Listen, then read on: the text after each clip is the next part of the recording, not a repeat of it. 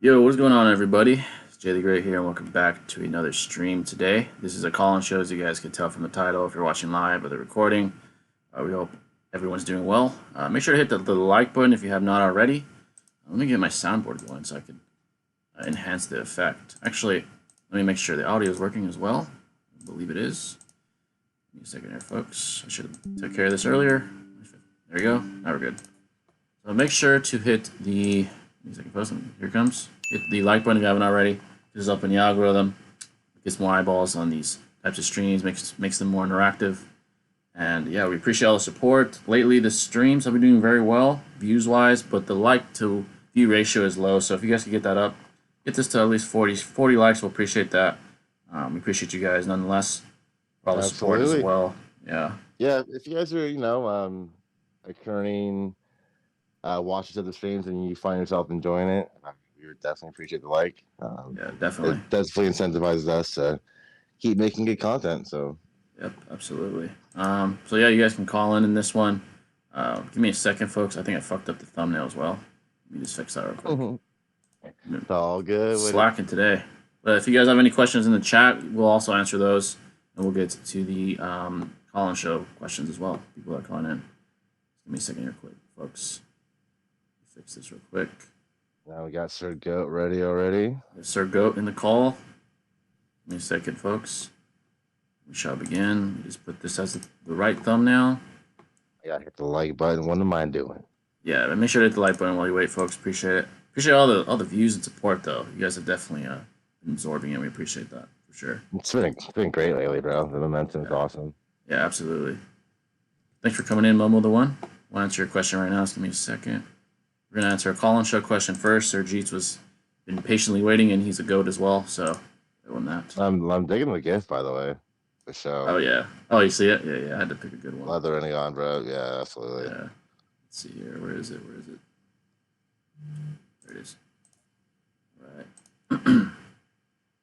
All right. Let's get the first person in for the call-in show. We got Sir Goats bringing him in. Yes, sir. Sir. Yo, yo. Yeah, what's up, brother? Yes, You do you might be hear him? having what I had earlier. I don't hear him right now. Yeah. I had the same issue earlier, though. Here. All right. Going once, going twice, going three times. All right, Sir Goats, you can feel free to call in again. We'll bring you right back up if no one's in front of you. I got his name Sir Goats now. I love it. Just feel free to come back in when you fix your settings, whatever the case may be. Take your time, brother. Okay, but we'll go into the chat here. What's going on, Prodigy? What's going on, average YouTube commentator? And what's going on, Momo? Naruto versus Ichigo versus Luffy. I can't really speak on Luffy. I'm sort of naive to One Piece for now until I get into it. But Naruto versus Ichigo, I lean towards Naruto. There's more empirically to suggest where he's at as far as power scaling, and I'm going based off what I know from the anime of Bleach. I haven't read the manga or data books, so consider that. But there's more to deduce for Naruto, I would say. Maybe because I haven't read the manga again. But from what I can currently extrapolate, there's more for Naruto to suggest that he scales higher. There are arguments out there to suggest higher tiers, but I would say they're more inductive rather than deductive because of the lack of empirical data to reinforce the premise, such as Yamamoto using his Bankai and it being implied that he could have destroyed the entire Soul Society. We don't know how large the Soul Society is. If there's a data book that explicitly states that, by all means, let me know. But this isn't enough for me to put these individuals at that kind of tier right now. For Naruto, I can get them up to Solar System, possibly even beyond. Maybe even Galaxy if we take into account Baryon mode. So, yeah. Yeah, there's definitely a lot more, empirically evident with Naruto, just in general in the series, in terms of AP, speed feeds, for characters to compare that with as well. Yep. In Bleach, it's not so crystal clear. I mean, you do have, Exactly. Yep. you do have characters that do have like light speed feeds, like as far as back as like the in the Ronkar arc, that I forgot his name, but it was the guy that Byakuya was fighting initially with all the eyeballs on him. Oh yeah, yeah. One of the Espada. Yeah, yeah. Yeah, I think Arniero, I believe he's dodging light, and that's pretty far back in the series. So I mean, Yep. that you can only guess to what Mugetsu Ichigo would be in terms of speed, right? Or even Ivan. Yeah, The exactly. only thing that's really contentious is I think like War Arc Naruto versus Mugetsu Ichigo would probably be the Oh, most that would be interesting. contentious of anything. Yeah. Once it gets to Boruto, you have like the gap between fighting someone like Kaguya and Ishiki is like gargantuan. You know what It's I a mean? So large. Yeah, like it's very large.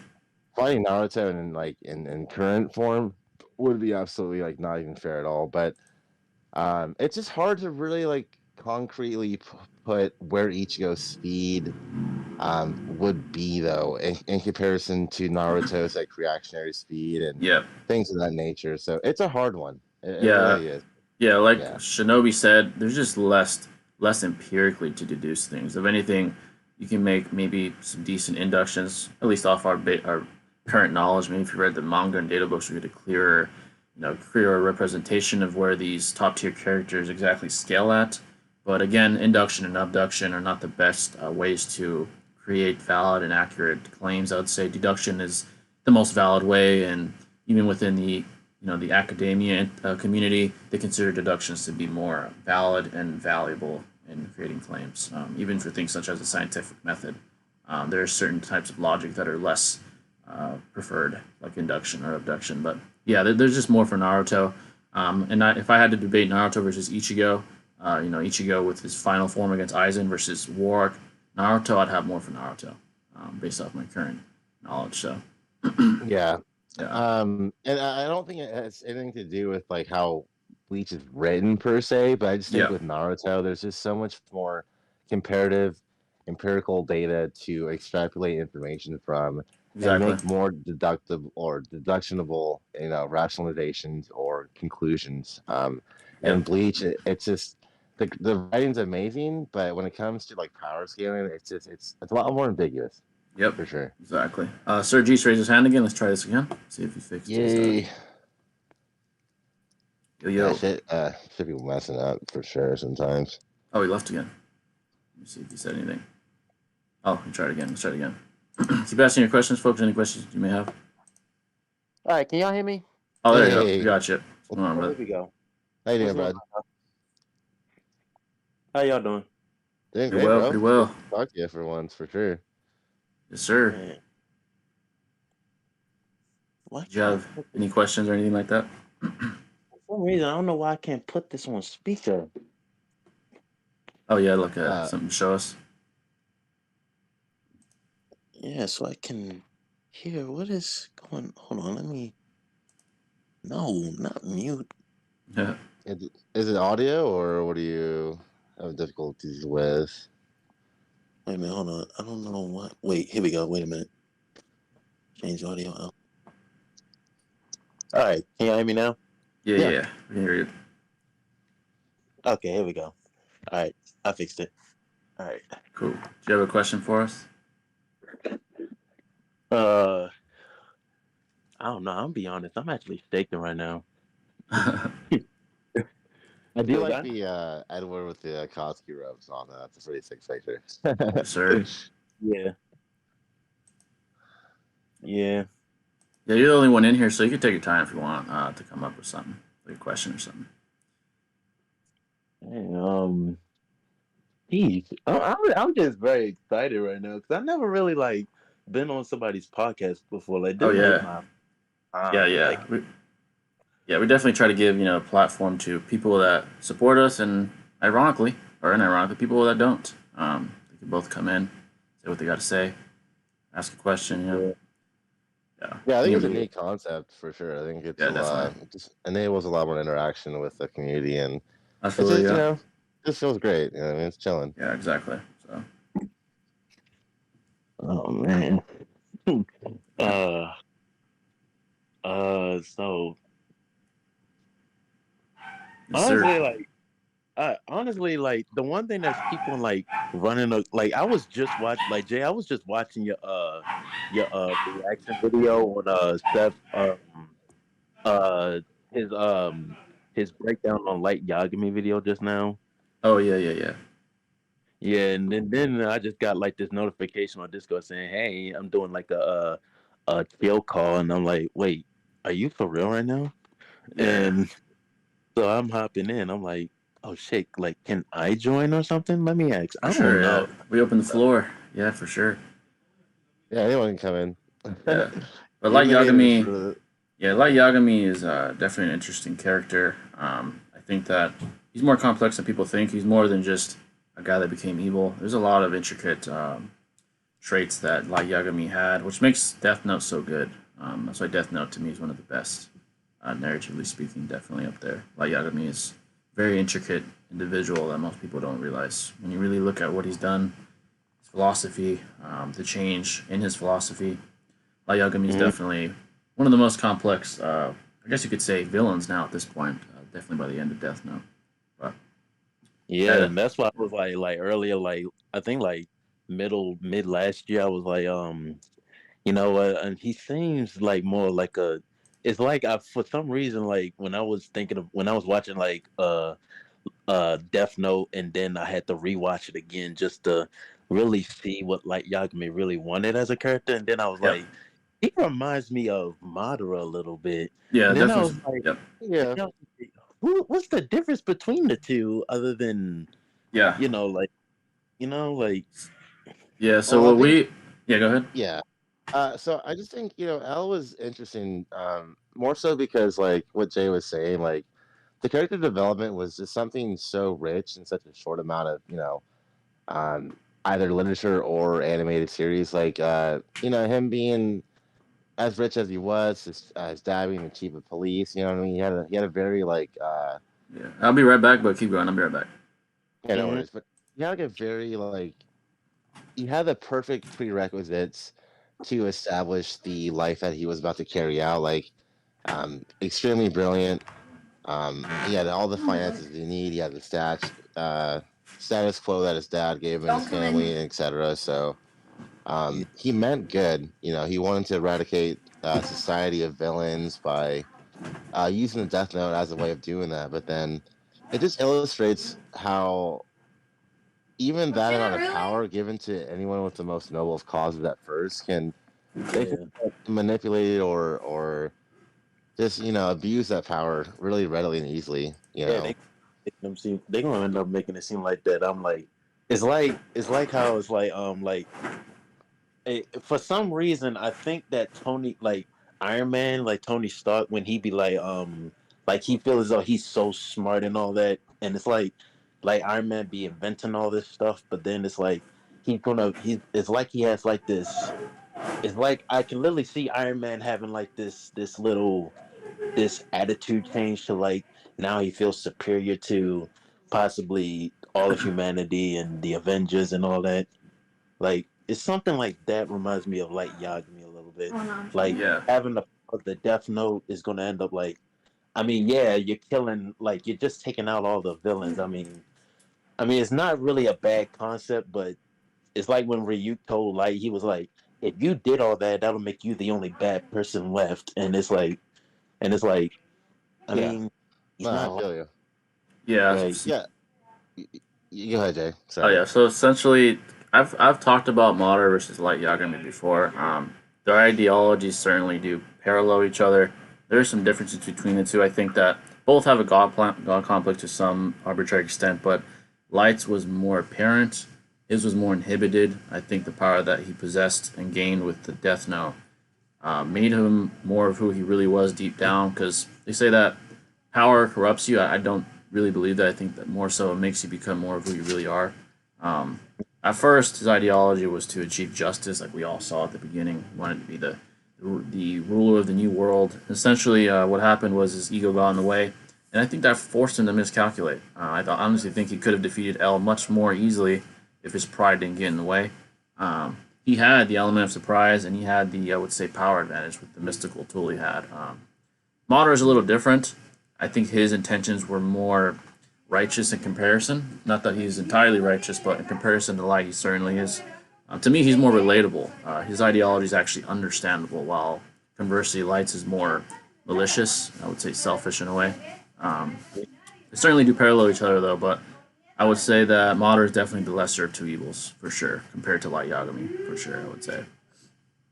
I agree completely. The only thing I would like differentiate between their two ideologies and Yeah, the way they try to do things was, Light was, at least initially, was trying to get rid of the villains and his local society, yeah, and create a chain of effect for the future existence of that said society. But with Madara, it was like literally trying to, you know, essentially negate free will for everybody, whether they're innocent or not. You know what I mean? yep, His ideology of creating peace was, taking away your free will. That way, there is no choice, and therefore, peace is created off of that. yeah, So I think his was like almost. I don't know. It had like zero tolerance. You know what I mean? Like he right. was going to like eradicate people's wishes or desires no matter what. Mm. L wanted to just get rid of the villains, at least initially, but then he Initially, got yeah. corrupt, I as think we saw. the cat and mouse game clouded both their judgments, and I would say lowered their deduction skills. Honestly, I think that they would have approached these situations much more rationally if they weren't so emotionally invested. I think that clouded their deduction. That's why Yeah. L got caught. That's why Light ended up slipping in the end with Nier putting the nail in the coffin, literally. Madara never allowed his emotion to cloud him too much, at least in comparison to Light. He just flat out lost the battle to Hashirama. That was blatant defeat in the most literal way, the literal Yeah, battle.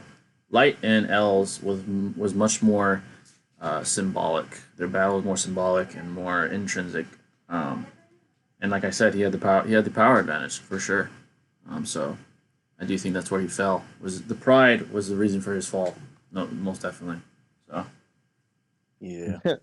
talking about god complex, he literally has a god of death as an ally. You know what I mean? exactly. So, like, It's definitely yeah. going to create something in you. I think L all along had that in him, but this Oh amount of yeah, power yeah. just brought it out.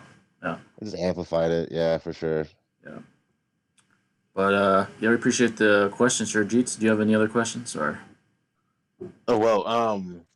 I was like, oh, this just came across my mind. Has like y'all remember? Okay, y'all remember when Shikamaru and his team and Kakashi was fighting Kakuzu and Hidan? yeah, Now, was there a point? I can't remember the fight like completely, but was there ever a point in the fight where Shikamaru was also fighting Kakuzu, not just Hidan?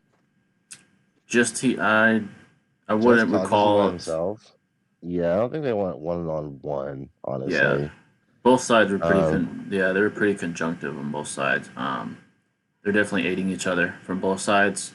I don't think Yeah, there was ever a absolutely. point where it was just Kakuzu and Shikamaru. There was obviously Hidan and Shikamaru when they left the battlefield to somewhere else, but Exactly. Yeah. yeah. From what I can recall, no, I don't think so. Even when he was using his shadow possession jutsu, it would be one or the other kind of interfering with that. It would either be Kakuzu or Hidan interfering with the shadow possession. So either way, he's Hmm. inferior to either one, I'd say, but at least tangibly. But yeah, Yeah, he owns just a moron though, so yeah, yeah, Hidan's just a moron. he got outwitted heavily on that one. Yeah, that's one of Shikamaru's most impressive feats. But yeah, Sir Jeets, if you want to call in again, feel free. No one else is calling in, so you can just raise your hand and we'll bring you back in though.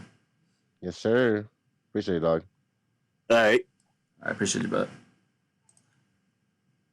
All right. Appreciate that, Sir Goats. We appreciate that. By the way, if you super chat, folks, or you're a member, you'll get first priority to the calls, even if you come in second or third or whatever. Just keep that in mind. Is Batman ever getting his channel back? Oh, shit, guys. For you guys that are not aware, shout out to our friend Batman. So let's give him a big thumbs up. Give him a big moment of applause. Unfortunately, his fucking channel got deleted. Very, very unfortunate. YouTube definitely has some very questionable policies, and they can take some extreme measures very quickly. We've seen it before. Basically, YouTube tripping. Yeah, exactly. And I believe that he should get his channel back. I think it's very short-sighted to just automatically build up all these strikes to the point where they could ban him. That's a little too much for me, and I hope he gets his channel back for sure. It's very unfortunate. Yeah, I mean, he's not like outright just like copying and pasting content from Exactly. It's not like he's just original sources. posting. Yeah, Yeah. definitely should be some fair use type of legality involved because it's not like he's just posting episodes of anime on his channel or anything. So Thank you. Yeah, yeah, exactly. exactly. Who would win between Ramen Guy versus Kakuzu?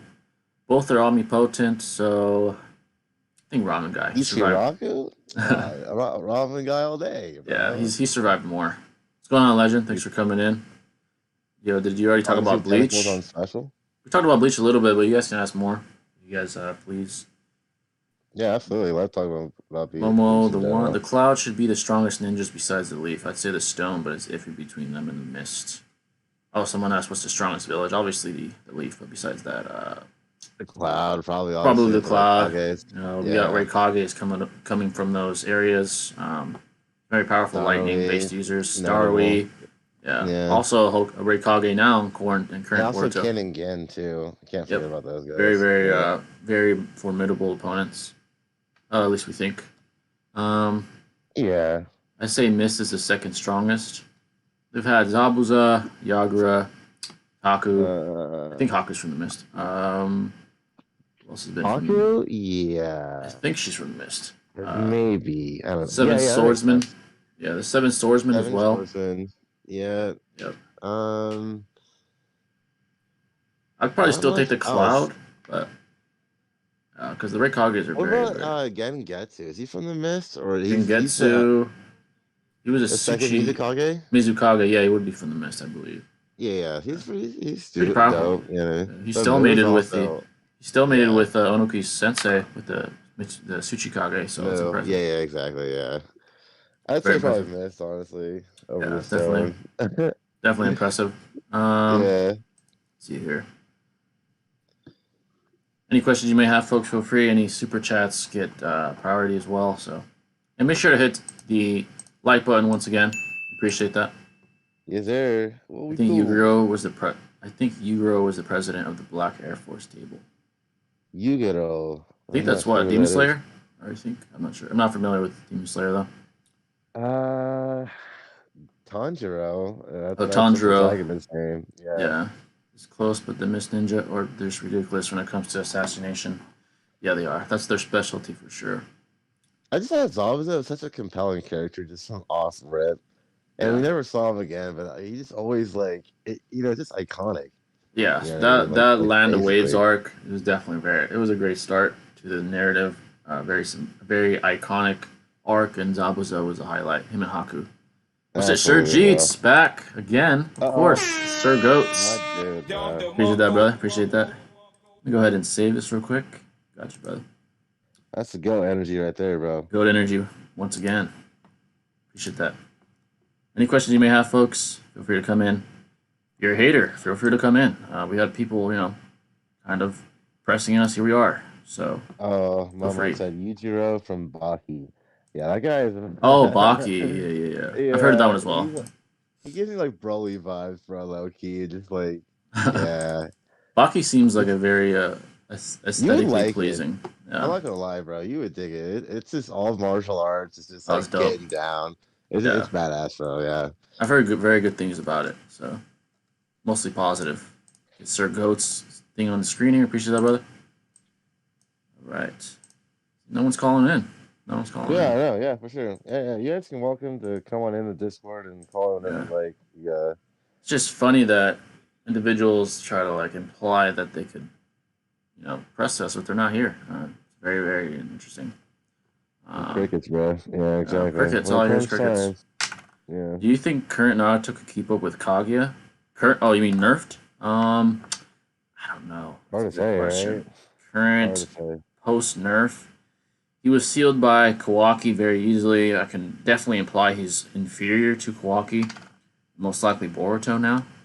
I just don't think that Naruto would be able to contend with an Otsutsuki level threat at this point. Maybe you could argue that it's possible based off Sasuke's, I guess you could say, feat in the most recent chapter where he was kind of trying to sustain and disable Kawaki. He was able to do something. It wasn't a very well trot out battle or anything, but he did something.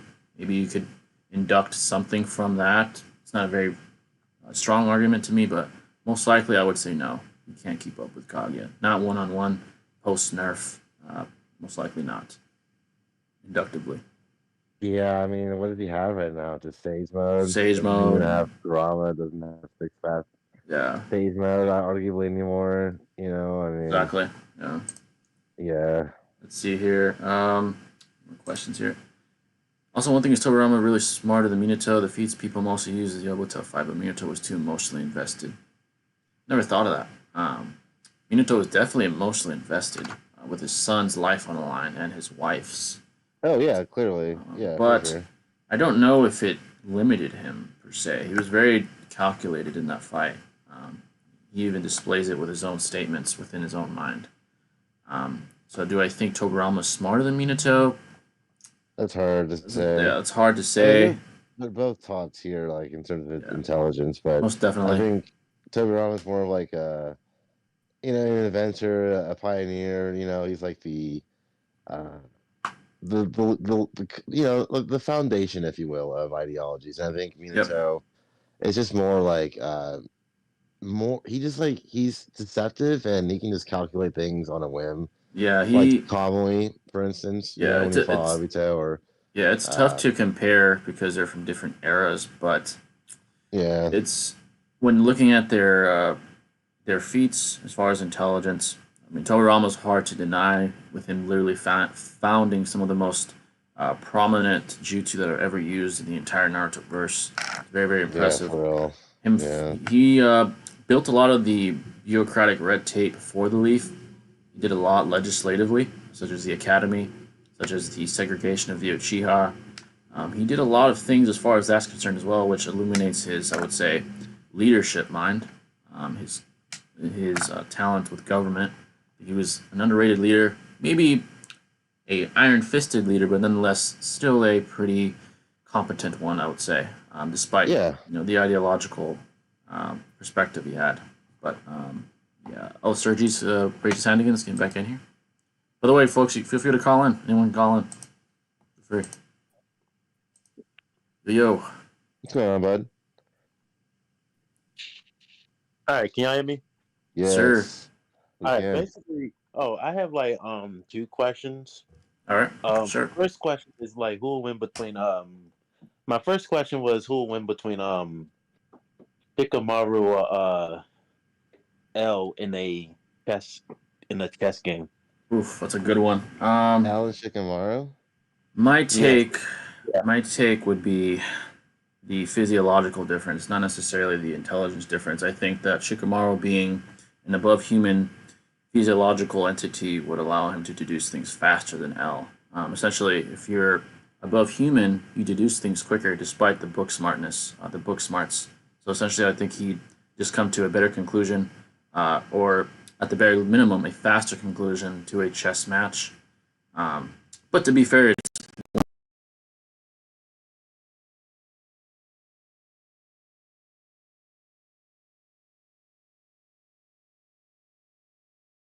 Shikamaru's above that as far as his physiology is concerned. So I'd probably say Shikamaru because of that. If you want to get your take on that, Shinobi, but yeah.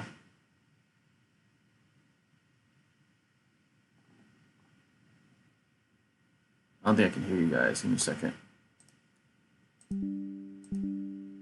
You guys hear me? For some reason, I was not able to hear you now. It's weird. Give me a second. Even above, you know, like the Hokage at the time, and there you go. Now, guys, I can hear you guys. There you go. So I would probably deduce just because he has like a more, he's more practiced with games of that sort, being able to think. I think he might be back. Oh. Can you hear me now? Yeah, you're good. Yeah, that was weird. It was like randomly just lost audio. What happened there, bro? Yeah. But did you hear my take on the Shikamaru versus L? Did you guys not hear that? All right. No. Oh yeah, go ahead, Shinobi. I think you were going. Right? I'll go after you. Yeah, basically. So I was just basically saying that we're really used to seeing Shikamaru play with his dad Shikaku, kanji or whatever it's called, like the Japanese chess, whatever. Yeah. So we know that he's quite used to playing games like that. So at the very least, we can deduce that he's able to think of multiple strategies against people of very high intelligence, like his dad, for example. Yep. We do see that he thinks, multiple steps ahead in battles as well, whether it be like Tamari or Hedon.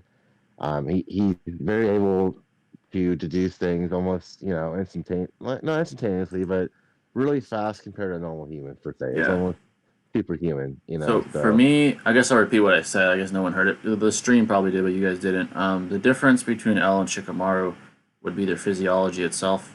I think that L at best is peak human as far as his deduction speed, not necessarily his book smarts. Well, we do know that Shikamaru is extremely book smart, and on top of that, the physiological advantage that he'd have being above peak human. I guess we could safely deduce that with them literally tanking, these jutsus that would probably break the bones of regular humans.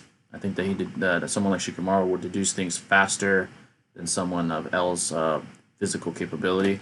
So in the event that yeah, they'd have a chess match, I think that Shikamaru's brain just works faster, even if they are relative in terms of book smarts and knowledge. I think that he'd come to a conclusion faster because of the limitations of his brain in comparison to L, and he would just checkmate him before L could even deduce what's happening. Um, so yeah, I think the physiological advantage of Shinobi is the reason why Shikamaru would probably win. On top of that, his relative intelligence as well. So that's probably what I'd say about that. Yeah. And my second question was like I don't know if either of you two want to answer this, but how did how did y'all come across Seth the Program at first? Seth the programmer. So hmm. I guess I'll go first. So that loser, the way I came across him is, yeah, now I can call him that. I came across him a few years ago. I think the first video I ever watched of that loser was which video was it? I think it was a Naruto video with Swag. Might have been Jiraiya versus Sasuke or something like that, where they actually debated a little bit about that. I believe that was the first thing I ever watched of the two. And from there, I just kept watching both of them, Seth and Swag, and the rest is history. Now I don't watch that loser, but that's how I started with Seth. Randomly, just stumbled upon. Yeah, I don't exactly recall when. It was probably like less than 2 years ago, to be honest with you. Yep. I think I first saw him talk about like Goku versus Superman. I think it was because like I was watching the Death Battle iteration on that battle, and that was on the suggested videos, and I clicked on that, and I'm obviously hell into Naruto, so Yep.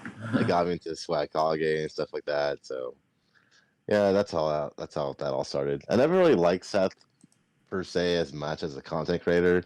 He was just like he was just an avenue for me to like utilize to see other content creators and see how they do their thing. So Yeah, it is what exactly. it is. Yeah. Yeah, cuz I had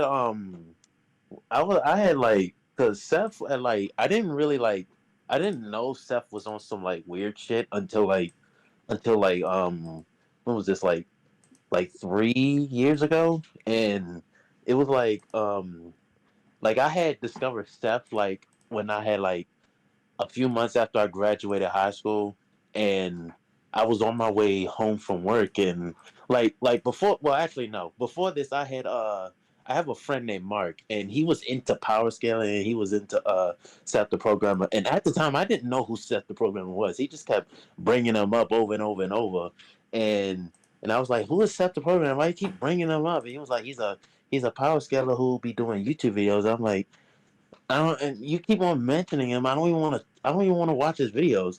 So I kept on staying away from Seth's videos, and I ended up coming across with Swag Kage, and I started watching his videos, and then all of a sudden, on my way home from work one day, I had watched his I came across Swag's video, adult Naruto and Sasuke versus Saiyan Saga Vegeta, and he was like, I brought a somebody with me in this video. He's a you guys might know him. His name is Scepter Program. I'm like, oh my gosh, yo. Yeah. So then I started watching that, and then then I started to slowly get into Seth's channel, and Seth was cool at first, but then like like like 2 years ago with the whole the whole pedal thingy, and I was like, bro, this is just weird. I don't even know if I want to continue watching him anymore. I For did have, real. and but then after Clyde made that almost 3 hour video, I was like, oh hell no. Yeah, that And was then the end. I was mad, like I was upset because I was like, bro, I used to always like at first I didn't really like Seth, but then I was like in my mind I'm like, bro, his pin. I don't know if you guys remember his other channel, his pin channel. It I was Oh do yeah, recall it. Yeah. yeah, Yeah. yeah. yeah, it was filled with funny debates, and that's when I started to literally start watching Seth because of his pin channel. And then after he got rid of that channel and started telling Chuck and Six, um, that old Seth is gone. This is the new Seth. I was like, this new Seth is some ass. I don't like this new Seth. And then Tell him, bro. yeah, and then I had discovered Swag, and then I discovered Clyde. And the reason I discovered Clyde was because when I was on my way home from work after I got paid one day, um, I was watching his Madara versus Aizen video, and he had Yeah. Clyde on. Then I started watching Clyde's videos, and then Chuck came on. Then I discovered Six, and then I discovered UJ by you reacting to one of Swag's or Six videos, and then Yeah. you funny CBR video, and I Oh was yeah, like, yeah. I used to make those. yeah, I said I'm subbed. I'm subbed to all of them. And Yeah. then it was just weird how nowadays when you look at Seth, it's like it's hard to really look at him as like even like I don't want to say worth the time, but it's like looking at somebody who has like this like a ironic like Yagami personality kinda. Yeah, But it it's definitely like has similar. Yeah. Very egotistical. Yeah. Absolutely. Yeah. like, it's weird. Like I never really thought Seth would do this or had Clyde be pinned down against the wall and line the Swag and Six and practically all of us. Like I used to Yeah. donate to the guy like a lot, and then I was like, bro, now like honestly, speaking of the donations, I don't know if y'all was wait, have y'all seen not the whole video, but have y'all like watched a little bit of wait, y'all have like the Clyde video? Yeah. Yeah, the Klein one. Yeah, I saw. Yeah, I saw it for sure. Like there was a part of the video where I had like an honorable mention. I had put it in his comments. Like I had like every time when I come across Six Stream and it always plays that recording of Steph saying my name wrong, I'm like, bro, this is a straight up honorable mention. Like I don't care what's me. It's just the fact that this guy is literally acknowledging the fact that he's trash talk. It's like listening to low tier God roast you for the first time. Oh yeah, he roasts It's everybody. Yeah. yeah. He's He made roasted a me habit out too. of that as well. Yeah. Uh, Even I've been roasted by that loser. But yeah, Seth is just a liar. I don't fuck with him. He has a lot to answer for. He just hides behind his, insecurity and blankets out with a facade of egotistical fucking Yeah, malevolence that he portrays as, being cool or, yeah. edgy. From our perspective, looking in, he's a bitch. He definitely has some things he Absolutely. has to fix. Like, I I don't noticed that, like all the yeah. excuses he makes. Like, he's like, yeah, it's just reality. Like, I get it. You have demons in your closet, but we all do, dude. Doesn't mean you should be a Thank fucking asshole to those who have helped you build your fucking legacy. Like, you're a fucking loser. Thank you. But Yeah. Yeah. I don't fuck with him now. And most people don't. Even the people that fucked with him for a reason. And those guys know him personally. So Honestly, when They only put up with him because they're being manipulated, essentially, exactly. bro, on an Essentially, yep. emotional, severe level. So Yeah, it's just Six like, cut him yeah, off. Clyde cut him off. Swag cut him off. Those guys know yeah, him. Like know him. So I yeah, had fuck unsubscribed. him. Like when I first heard about the whole, after I watched it, like half of Clyde's near 3 hour video, I was like, uh, should I stay? Because I looked at Steph's sub thing, and his subs was going down, Oh yeah, he's and still then going down to this day. Yeah. yeah, and uh, Should have went down more. I feel Yeah, like. probably. Yeah. Yeah. And then I was like, should I? I don't. I'm understandable, but I waited for like a couple of days, and then I was like, you know what? I'm unsubscribing. Forget it. Forget it. Fuck it. Absolutely, Yeah. bro. Yeah, of Exactly, bro. course. I Like, unsubbed Especially right people after I that saw subscribe Clyde's. to him. Yeah. like Yeah. cannot believe this. Like, it's like when I first heard about this, I was like, I wanted to believe that this wasn't real. Like, there's no way that this is like because I was like, for the past like couple years, I was wondering where Clyde was, because he barely made any videos, and then Yeah. until recently when he made that near 3 hour video, and it was about why I don't work with Seth no more. I was like, oh, this might Yeah, explain. quite a title, right? Yeah. Yeah, exactly. But yeah, Oh, Seth has a lot to answer for. A lot to answer for sure. But His response video is absolutely abhorrent, yeah, and the show's pathetic. Like that's not it's even just enough. He didn't defend shit. yeah, Like, it was a waste of time to even make that video. it was a waste of time for sure. I Yeah. don't know what the editing, dude. Night and day, bro. Dog shit. You can tell he edited that piece of shit. You can tell that for sure. Yeah. That like was after I definitely him. watched it, I was like the one thing I was literally like, the whole those people like trying to dox him and everything, and the whole satire shit about how he said it was like a lie and Chuck's statement, and I don't know why he brought in Penguins Moist Critical.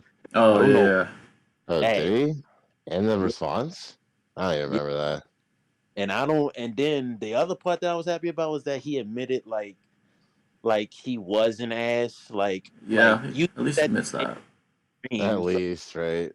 Yeah. right? And he was like I'm glad that he's seeking the help, because that was the one thing I was really worried about the most with Seth was Yeah. as long as he help, like, but this shit is like, bro, you it's gonna take like maybe like a couple of years till you get back on your feet. Like, Yeah. So It's you probably know good.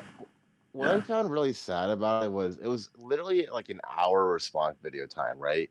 He had like the whole Keemstar video, he had Clyde's video, had everyone else's videos and their interpretations of the situation to reply to and make a response off of.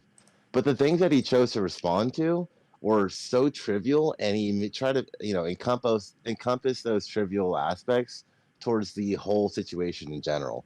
And it was extremely sad, you know what I mean? Like all the things that he admitted to on Keen's stream, he tried to like contradict on his response video, try to, Yeah. make things seem vague, but it's like, bro, we literally heard from people that were being interviewed as well, their accounts and what happened. So it's like, you're just fucking lying. And it's just, I'm sorry. It was just so frustrating, like how bad of trying to negate those allegations it was. It was just like, Yeah. It's it clear was, that it was pathetic, man. yeah, it Yeah. was a pathetic video. Tons of red herring, tons of just irrelevant, Oh, yeah. trivial like tangents that didn't need to be introduced. yeah, Like, why bring up fucking bitch ass Keemstar? No one cares about that loser. Like, we know he's a fucking asshole too. No one cares about him. That was very He irrelevant. started off a video with the red herrings. So, Yeah, it's like I off thought these brand, were. dude. I thought you were going to prove these allegations aren't true. You did nothing of the sort. Nothing even remotely to change anyone's mind. That was a terrible video. Terrible video, honestly. But yeah, did you have any more questions or? Oh yeah, I was do y'all have like a anime that like do y'all have like a anime that like hits y'all like on a personal, like what I mean is like, do y'all have like a favorite anime character that reminds y'all of y'all? Anime that hits me personally, out of all the ones I've seen, Dragon Ball might be up there. Like a character or an anime in general? Goat. I mean, Jeets. I mean, Yeah. main basically. A protagonist or something of the sort. Yeah, for me, probably Vegeta. Personally, I think that his ideology is very appealing. It's very noble.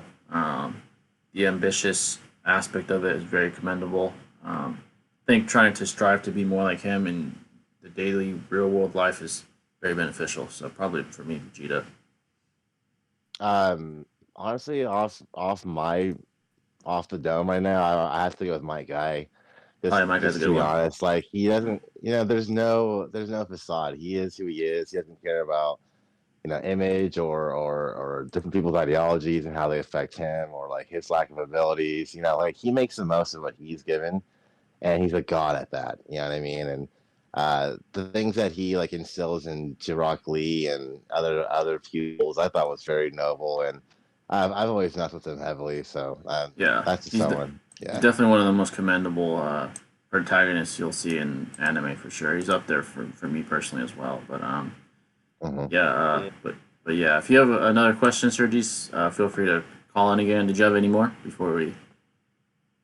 Oh, another one more versus battle. I don't know why this don't come across my mind when it's supposed to. It's Have y'all seen like Jujutsu Kaisen? Yeah. I haven't.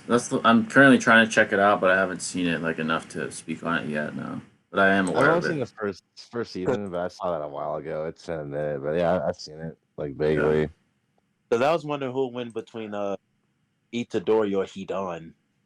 Yeah, I probably have to watch it. I probably could answer that right now. Yeah, I want to Yeah, I watch it. probably Yeah. can answer that right now, to be honest with you. Yeah.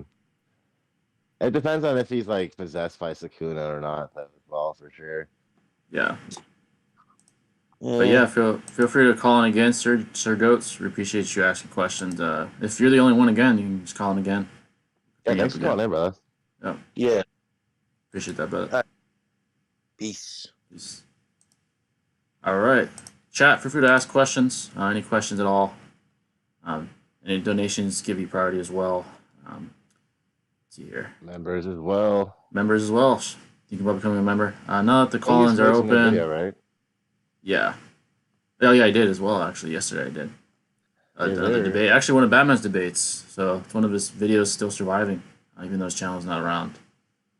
Now that the call-ins are open, where are the trolls at exactly? Nowhere to be found. Where are the trolls at, bro? Exactly. Nowhere to be found. We got crickets. Do y'all think we're responsible for Batman's channel being taken down? Nah, that loser wouldn't even get a response from YouTube. He's not relevant enough. Yeah, he's not.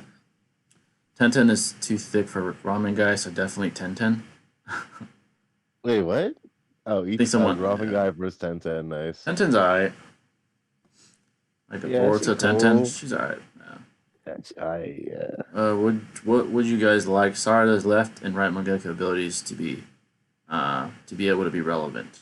Definitely. Well, Susanoo is a given, so that's not a specific ability. Maybe another variation of the Amaterasu to continue the lineage would be interesting, and maybe possibly her own like unique genjutsu, maybe something new, something thrilling, polarizing, like a variation of Tsukuyomi or something like that would be very appealing. So something along the lines of her ancestors, yeah. Yeah, I mean, I think Amaterasu just carrying that lineage down would be sick for sure. Just make it, relevant again, like you said, in Boruto sense. Yeah. And then for the other one, it'd be cool to have like a variation of like Kamui / Sasuke's teleportation technique kind of thing. You know what I mean? Like, just some kind of teleportation technique. I think that'd be pretty dope. Yeah, that'd be pretty dope. Definitely help now against those Susuke level threats who use it casually. Definitely aid her against someone like Waki. It'd definitely make it a lot more relevant for sure. Yeah. But I actually put the link to this Colin and Batman server as well. So if those guys want to come at it, yeah, man, let them come in, bro. Yeah. If they want to come in, then come in. It's up to them. There's Discord all day, any day. So you know what I mean, I know they're there. Yeah, they know we're probably live, but it's all good. Dude, I know Seth Pilgrim is a bad dude right now, but his anime content is fire. I mean, I'm not gonna lie, his content is good, but how much of it was his work? We don't know. That's true. It's a good point right there. And most of the editing, definitely not him, based off his trash ass response video. That editing was fucking atrocious. So, did you see the Attack on Titan episode? Is there a new one? I didn't know that. I haven't now. I haven't watched the last stuff at all, dude. I need to catch up on that, dog. Yeah. I need to watch. If there's a new episode, I definitely need to watch that. It's like final season every year. Final season part 4. I think the writer was disappointed in the whole Rumble thing and the way that all played out. I think he knew that the fans weren't exactly happy with how things went, at least from what I've read. But yeah, I mean, that series makes so much money, dude. They're probably squeeze it out a little bit. Absolutely. Yeah. Kid Goku versus Dragon Ball Evolution Goku. That movie was so fucking ass. Oh yeah, I didn't That was even the worst see movie it. I've ever seen. That Dragon Ball movie was fucking ass. Kid Goku would slam. Especially if you take Hyper literally, where he breaks one of the panels of the manga. He's fucking Didn't even see the beyond Evolution movie. beyond reality. Yeah, That's hilarious. Oh yeah, yeah, exactly. He's yeah. fourth dimensional. Yeah. That movie's so fucking ass, man. That movie was terrible. I hated that movie. Oh man. So bad. Let's see. White text on the white background and Seth's response had me dead. Oh, I did see that pathetic editing mistake that he made. He put white text on a white background. That's so fucking trash. That's how you know it was him editing that fucking trash video. But yeah, any questions you may have, folks, feel free. See what you guys have here. Is anyone has called in? Nope.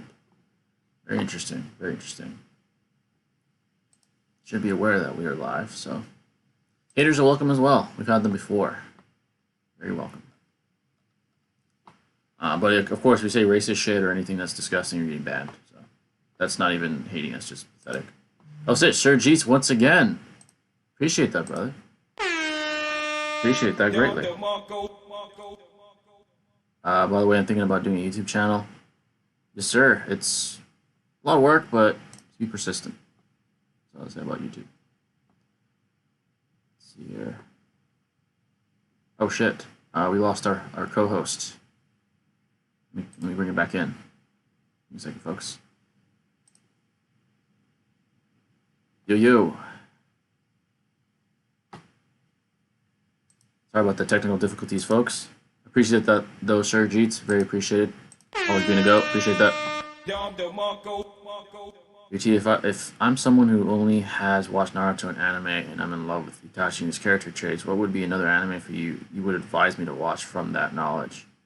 So if you are very emotionally appealed and attached to Itachi, who has a very unique ideology, let's see, thinking of a anime that could give you some similarity and attachment emotionally, that's a good question. That's a good question. Some of the best protagonists, ironically, would be in the most mainstream of shows. Dragon Ball doesn't really give you an Itachi-type ideology. There is very, very appealing ideologies, but I wouldn't say similar to Itachi's. Maybe Attack on Titan, you could consider Eren Yeager to be similar to Itachi as far as ideology. Trying to achieve the greater good, and you see his change. You see him change ideologically as well. So if you're appealed to Itachi emotionally, I would definitely say you become appealed to Eren Yeager, I'd say. Oh shit. Oh, there you go. Now I hear you. Gotcha. I don't know. Discord right now, bro. Discord's been tripping all day for all of us, for sure. For me too, like cut me off from you guys. Crazy, man. That's annoying as hell. Absolutely, yeah. They need to do some updates. Did I or miss something. anything though, or what's going on? Someone asked if the only anime you've watched is Naruto and you're very appealed to Itachi, what anime should you watch that will give you something similar, like a similar type of feel? I said Attack on Titan because Eren Yeager is similar to Itachi in many ways, but yeah. That's a good question. Because it's like having like the antagonist for like someone that's like not brother, like almost rival, like essentially. Yep. God, it's a hard one. I'm That's a thinking tough One one. Piece right now just because of Zoro. Oh yeah, I've heard of him. I've heard that he's very, very emotionally appealing. Like his ideology, his character. Blue Exorcist is kind of a neat one too. Yeah. Itachi is just like, man, he's so distinguished and so unique. Yeah, exactly. And he kind of holds that title. You know, he's like in a certain tier by himself for sure. Absolutely. So it's hard to, yeah. Naruto versus Saitama. Saitama, I believe, with his feats, if he interpret them and highball them, there's a possibility Saitama could triumph over Naruto, even in Baron mode, possibly, if you consider Saitama to have taken out multiple galaxies with that one feat where you see several lights within space disappear. Whatever you consider those lights to be would depend on what would give you the conclusion to that. So if you consider them galaxies, I probably would say Saitama. If you only consider them stars, however, probably Naruto. So yeah. By the way, you should Yeah. start making your own videos rather than reactions. Yeah, actually, that's the plan. I'm trying to slowly try to contort my channel to become that.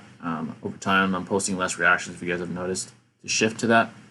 I look forward to the times you pause your reactions more than the vids themselves. I appreciate that. Appreciate that. Yeah, I definitely want to do that. Become more so my own entity. Like me and Shinobi. If you want to check out a video that's right on the main page of my channel, we did Yes, sir. Sasuke vs. Dry. That was all us from scratch, from our own minds. Not to say we that have a my lot of- thoughts aren't my own, but yeah, that was an original from scratch video we did. For sure. And we have a lot of, great ideas in the works as well. And it's Yep. also worthwhile to take the time to make something of quality as opposed to, just rushing out.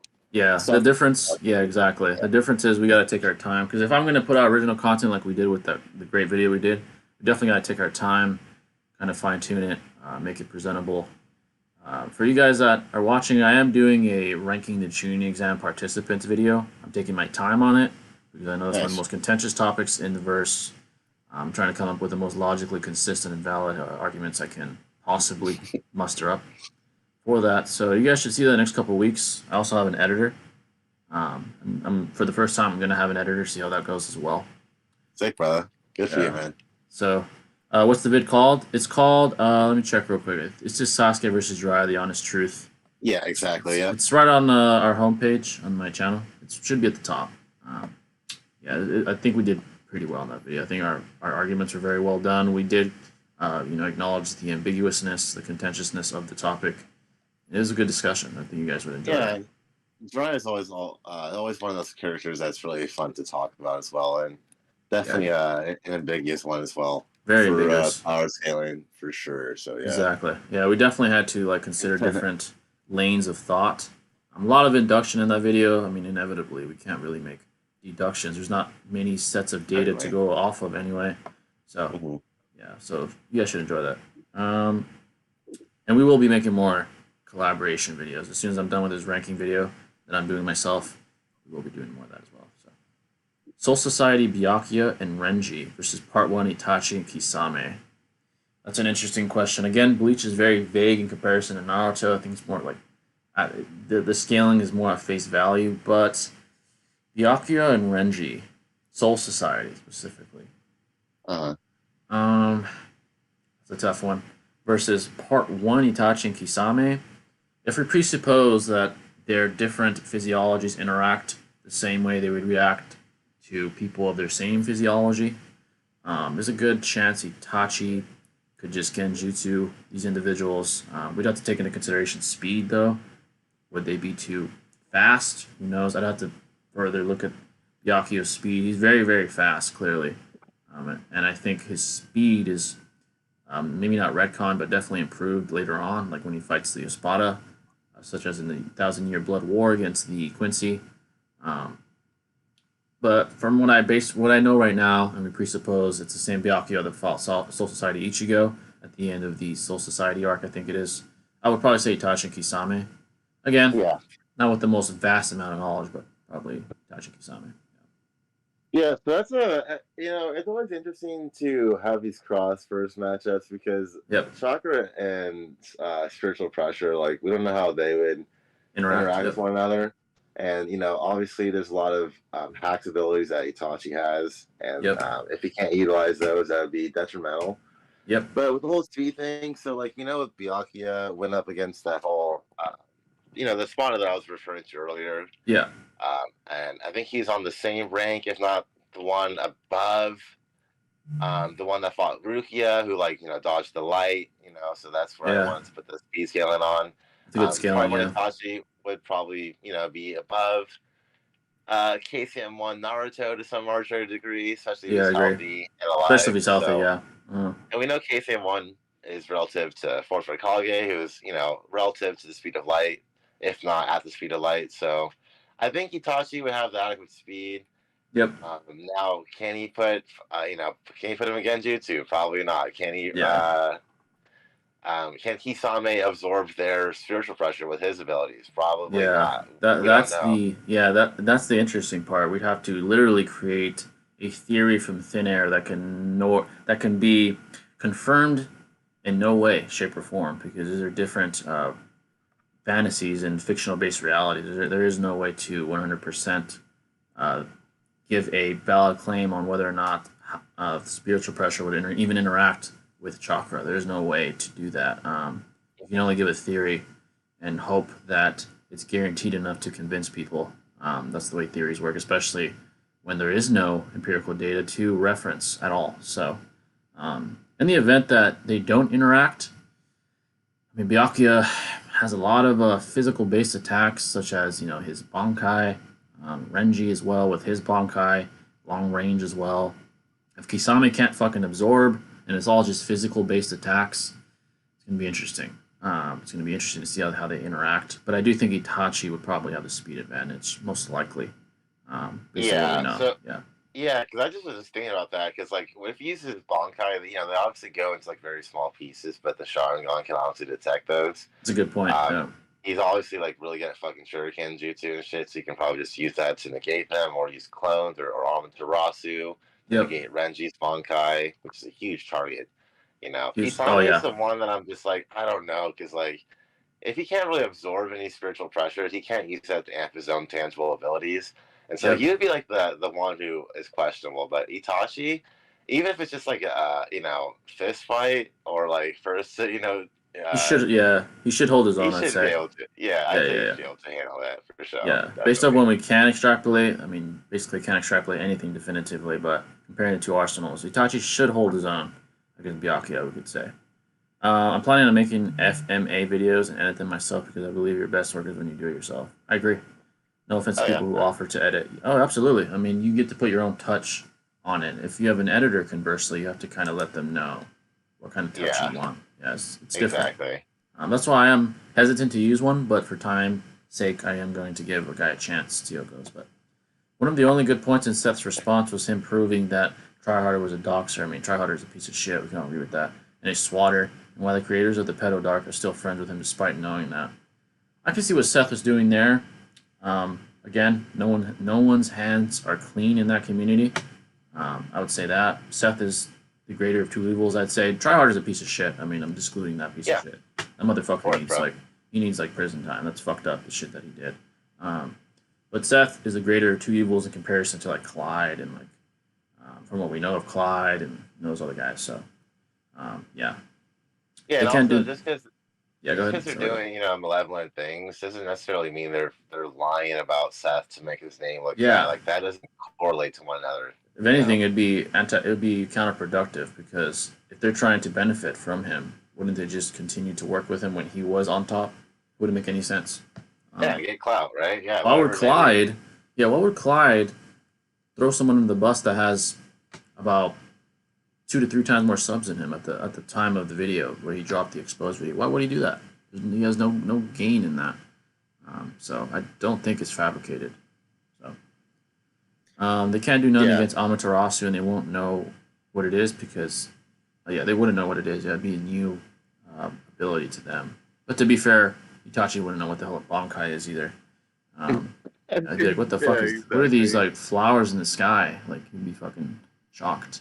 Byakuya can block it and use that to counter Genjutsu. Again, we can't prove how Genjutsu would interact, but possibly.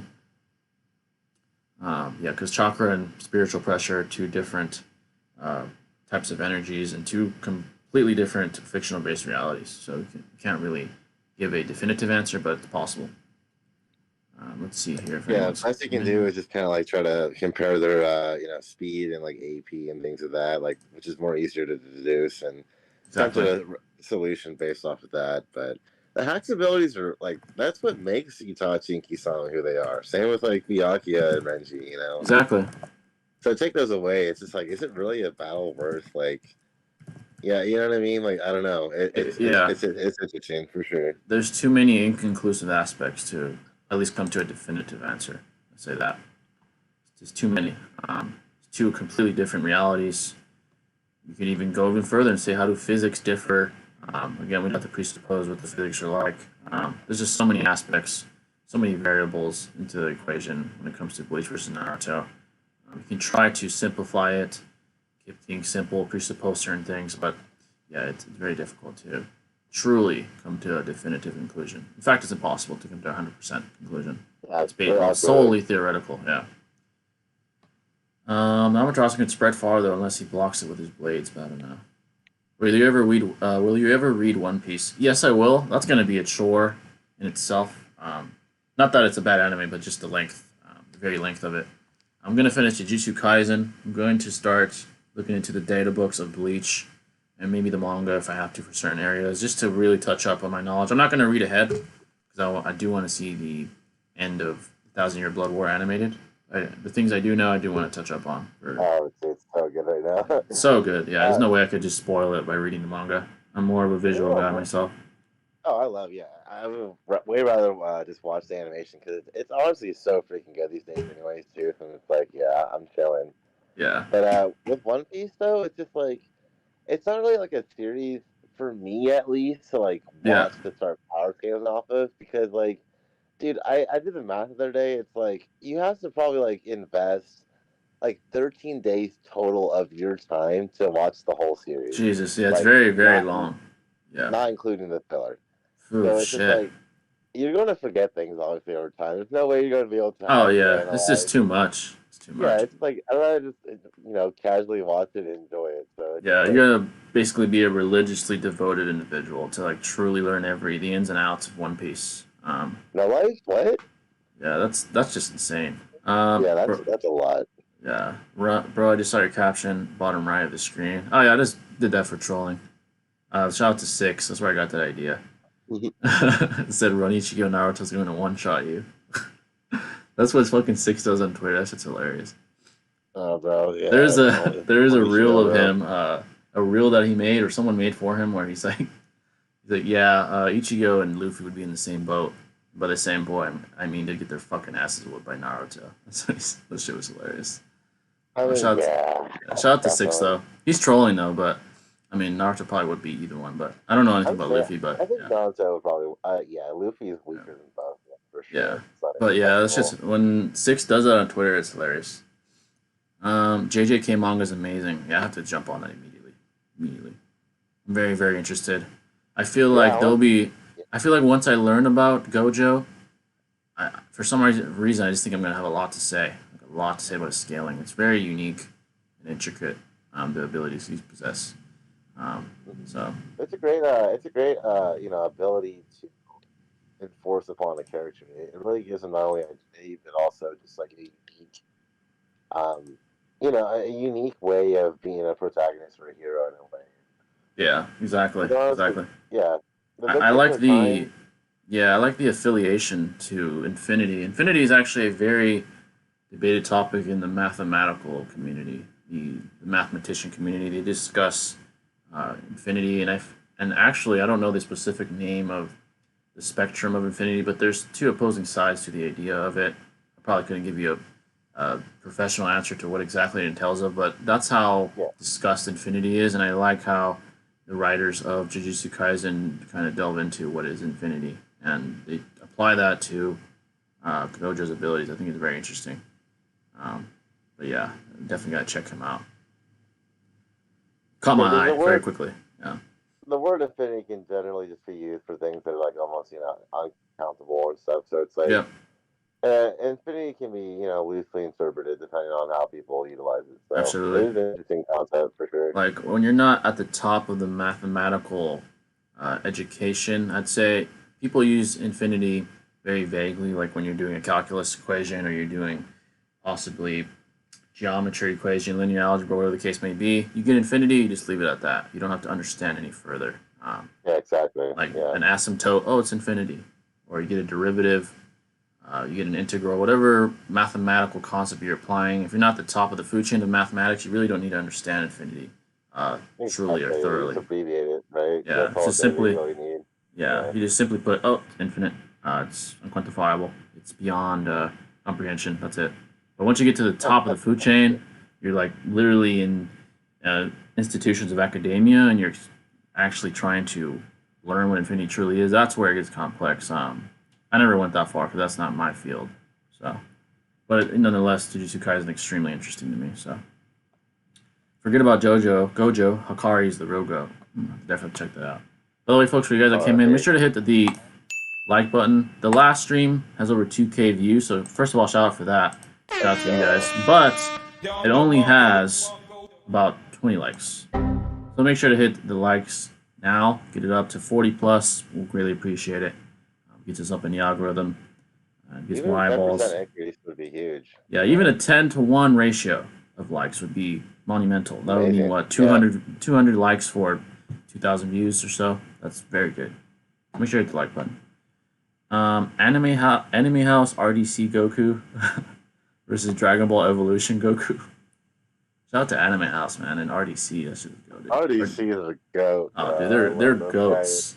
They're so funny, dude. Yeah, they're fucking goated. Honestly, probably RDC's Goku whips pathetic ass Dragon Ball Evolution Goku. Jay with prep versus Shinobi with prep on debating politics.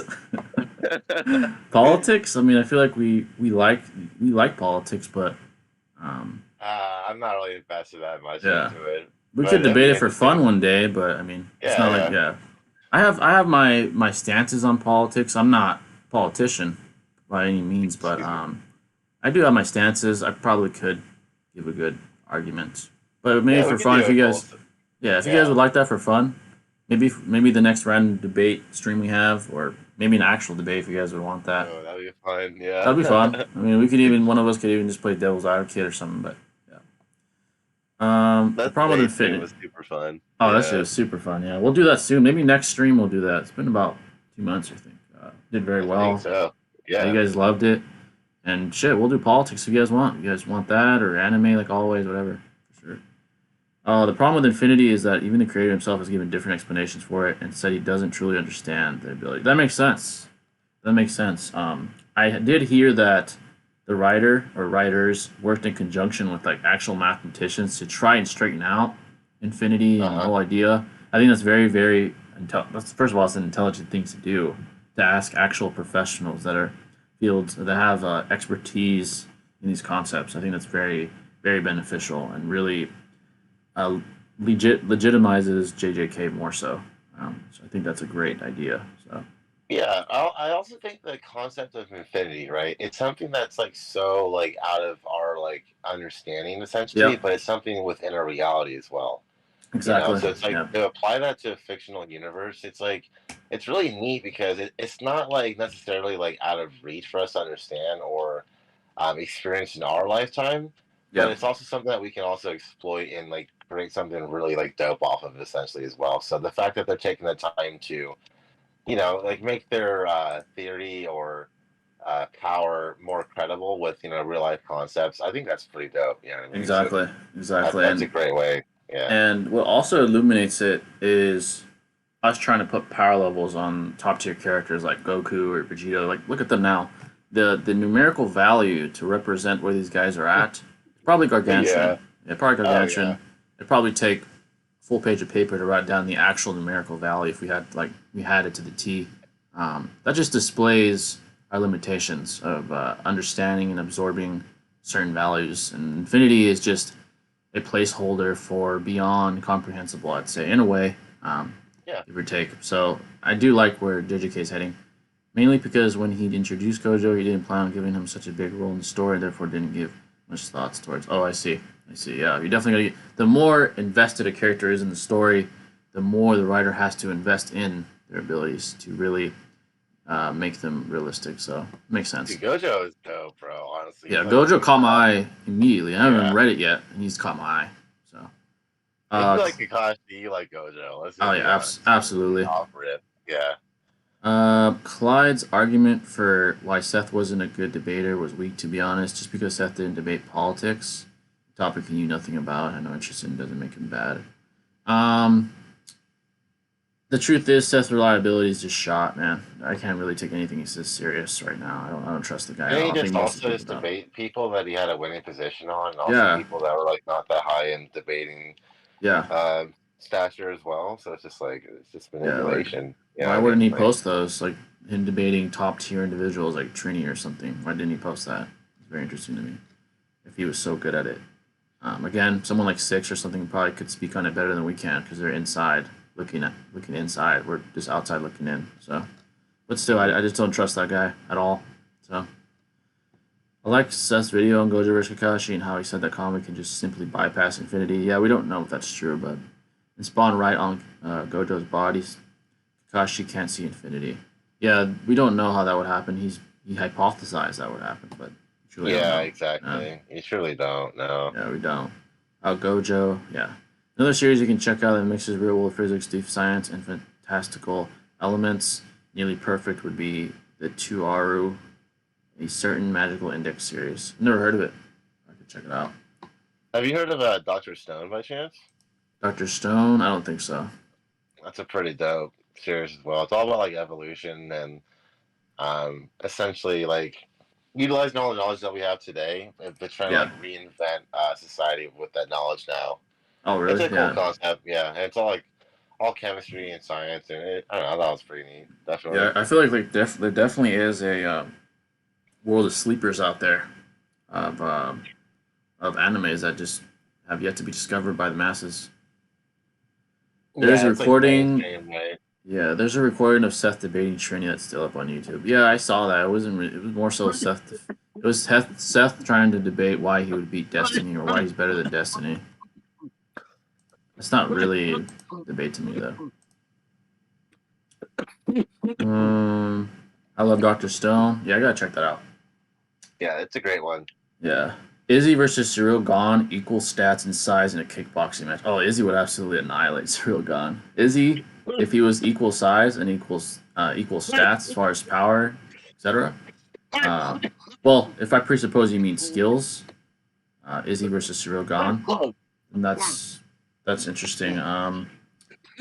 If you mean equal stats as far as tangibles, Izzy would annihilate him. Izzy is just world class. Even A lot more in technical. a lot more technical. Cyril Gane's good for the heavyweight division, but the larger you get, the more you can get away with lack of technique. That's what you notice in boxing as well. Look at Deontay Wilder. He's terrible fundamentals, but he won 40 fights in a row until he met his match in Tyson Fury. So I do think Izzy would definitely defeat him. Definitely defeat him. He's a badass, bro. Definitely. Yeah. Cyril Gane's a good kickboxer though, but he's not no Izzy as far as technique. He's like on Anderson level. You know what I mean? It's not even better than his prime version. Yeah. So Izzy's arguably the greatest striker we've ever seen in mixed martial arts. He's very good. I still think he's better than Pereira. Pereira just has the power advantage, and I do think he's relative in skill to Izzy. But the difference is between the two is that Izzy can't really afford to make mistakes, while Pereira can. He can afford it because Izzy lacks that same power that Pereira has. I just thought it was interesting because like Izzy seemed to have great cardio through that last match. Like in the last round, he didn't seem exhausted and lethargic. Like he seemed to be, keeping up. Yeah. But he got hit, and you know what I mean. That's all that it took, and the match, the game was over. I was just like, wow. He felt that Poatan power, that just Brazilian power, just got him, took him out. Yeah. Very, very, very impressive. Very impressive. That was a play, dude. That was crazy. Yeah. Can't believe it. Yeah, Izzy versus Pereira is like fair as Wilder, but Wilder's actually technically good. Yeah, exactly. It's similar, but yeah, Pereira actually has world-class technique. He is very, very good. I think he's the only double champ in Glory history or something like that. He won light heavyweight and heavyweight titles. That's very impressive.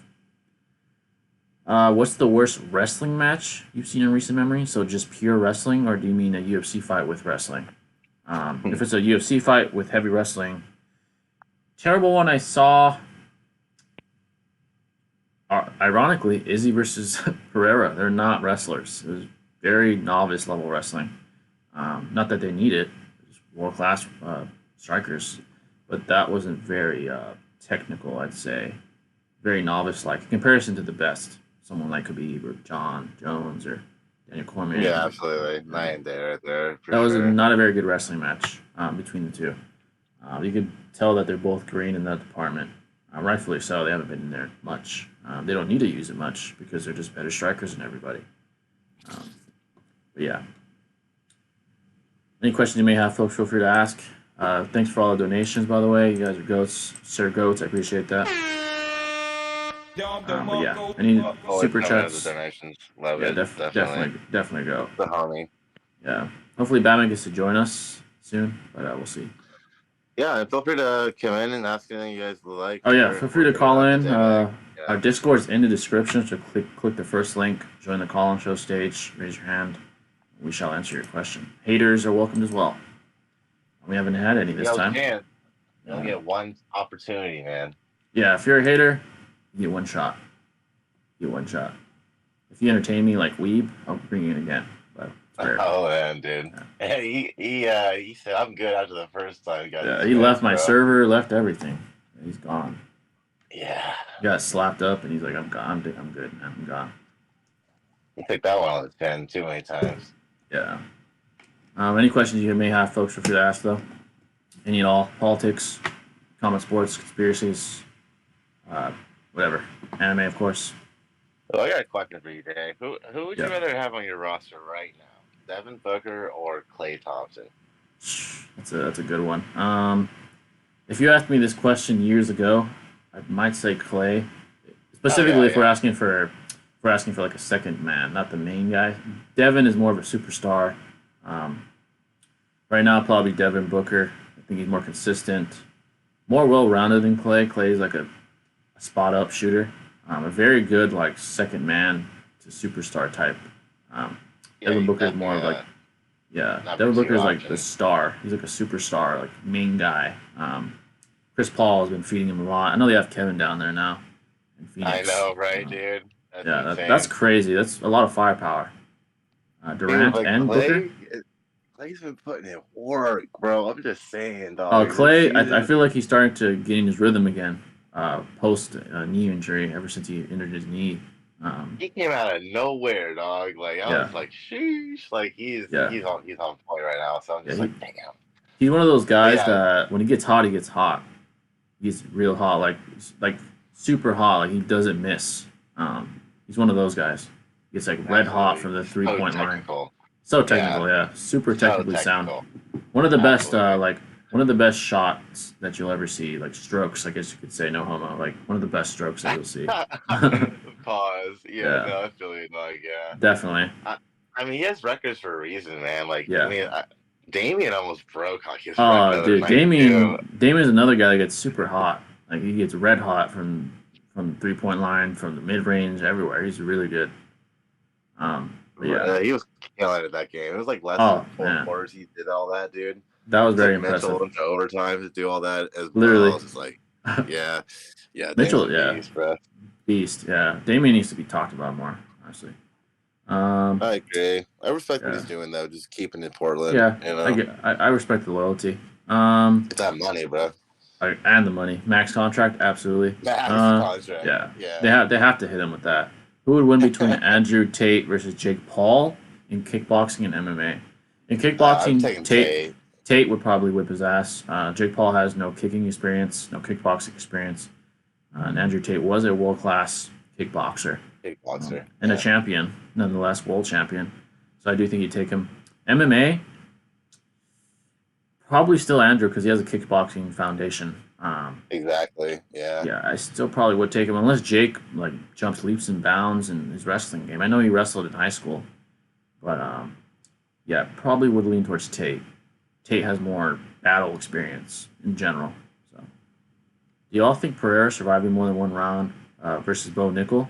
Oh, Bo Nickel, the guy that's the next Khabib, but the American version. That's who you were referring to earlier. Okay. Yeah. He's fighting tonight. Do I think he would survive against Bo?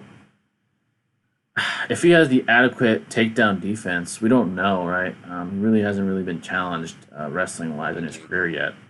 If not, I think Bo might maul him. But if he can deflect at least most takedown attempts, then I think he'd hurt Bo with his striking.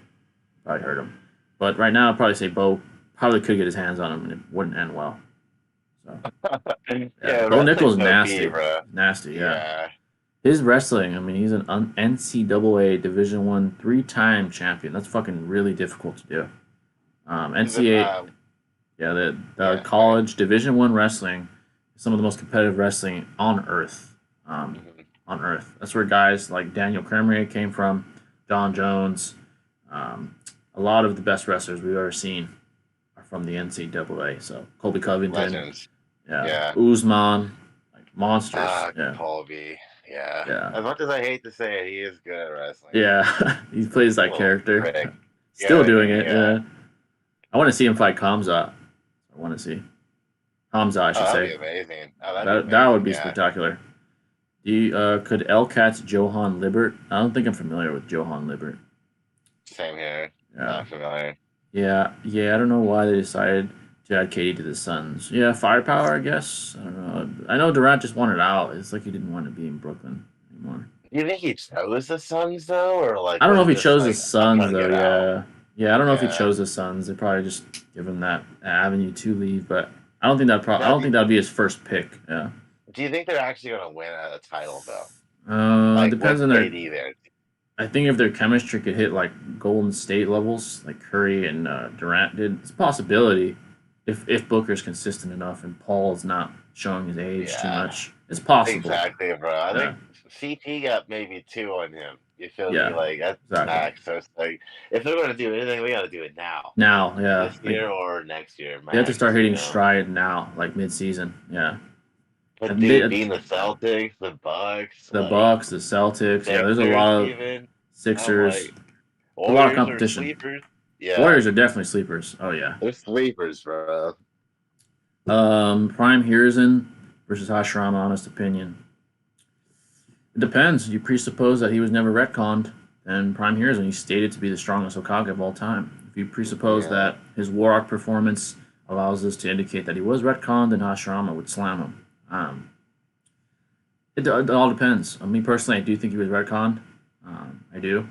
There's just no way that he went from beyond Hashirama to arguably Orochimaru level just because he's old. That's a big drop off. That's So, huge. yeah, so I would say he was retconned, and I would say that he would lose to Hashirama. Yeah, so it's like I kind of like with Hiruzen, I kind of try to like refer that to like Chio, right? Like Prime Chio is supposed to be on the Yep. level, and then we see her as an older iteration and see like where she would be at in comparison. And Exactly. it's definitely like not that far away in power gap, but like Yep.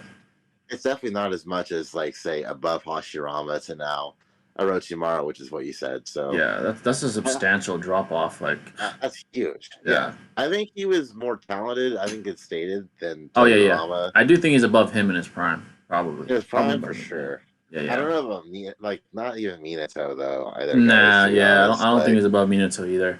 I don't. so. Yeah, I agree with Hey, that as well. 5 years it would be sick to have a little Hondo for sure. Oh, absolutely. Like just to I clear love that that. up. He just Hopefully the seems like Minato, always if goofy. Minato wins, maybe they'll clear that up. Maybe we'll see like Hiruzen in his prime or something. That'd be dope. That'd be sick. That'd be Yeah. awesome. Yeah. Like him as a kid, Minato's like a kid. We see Hiruzen still young and like the leader of Konoha. We see what he's capable of. That'd be amazing.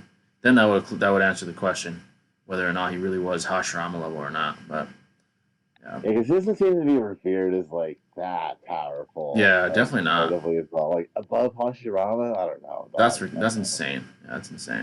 That's reaching right there. Yeah. Aren't Tate and Jake having a fight in Dubai? Tate is still imprisoned. I would say, unjustly. It's a damn near, honestly, a violation of human rights that he's still there. There's blatant fucking evidence that it was a setup by those hoes that tried to set him up.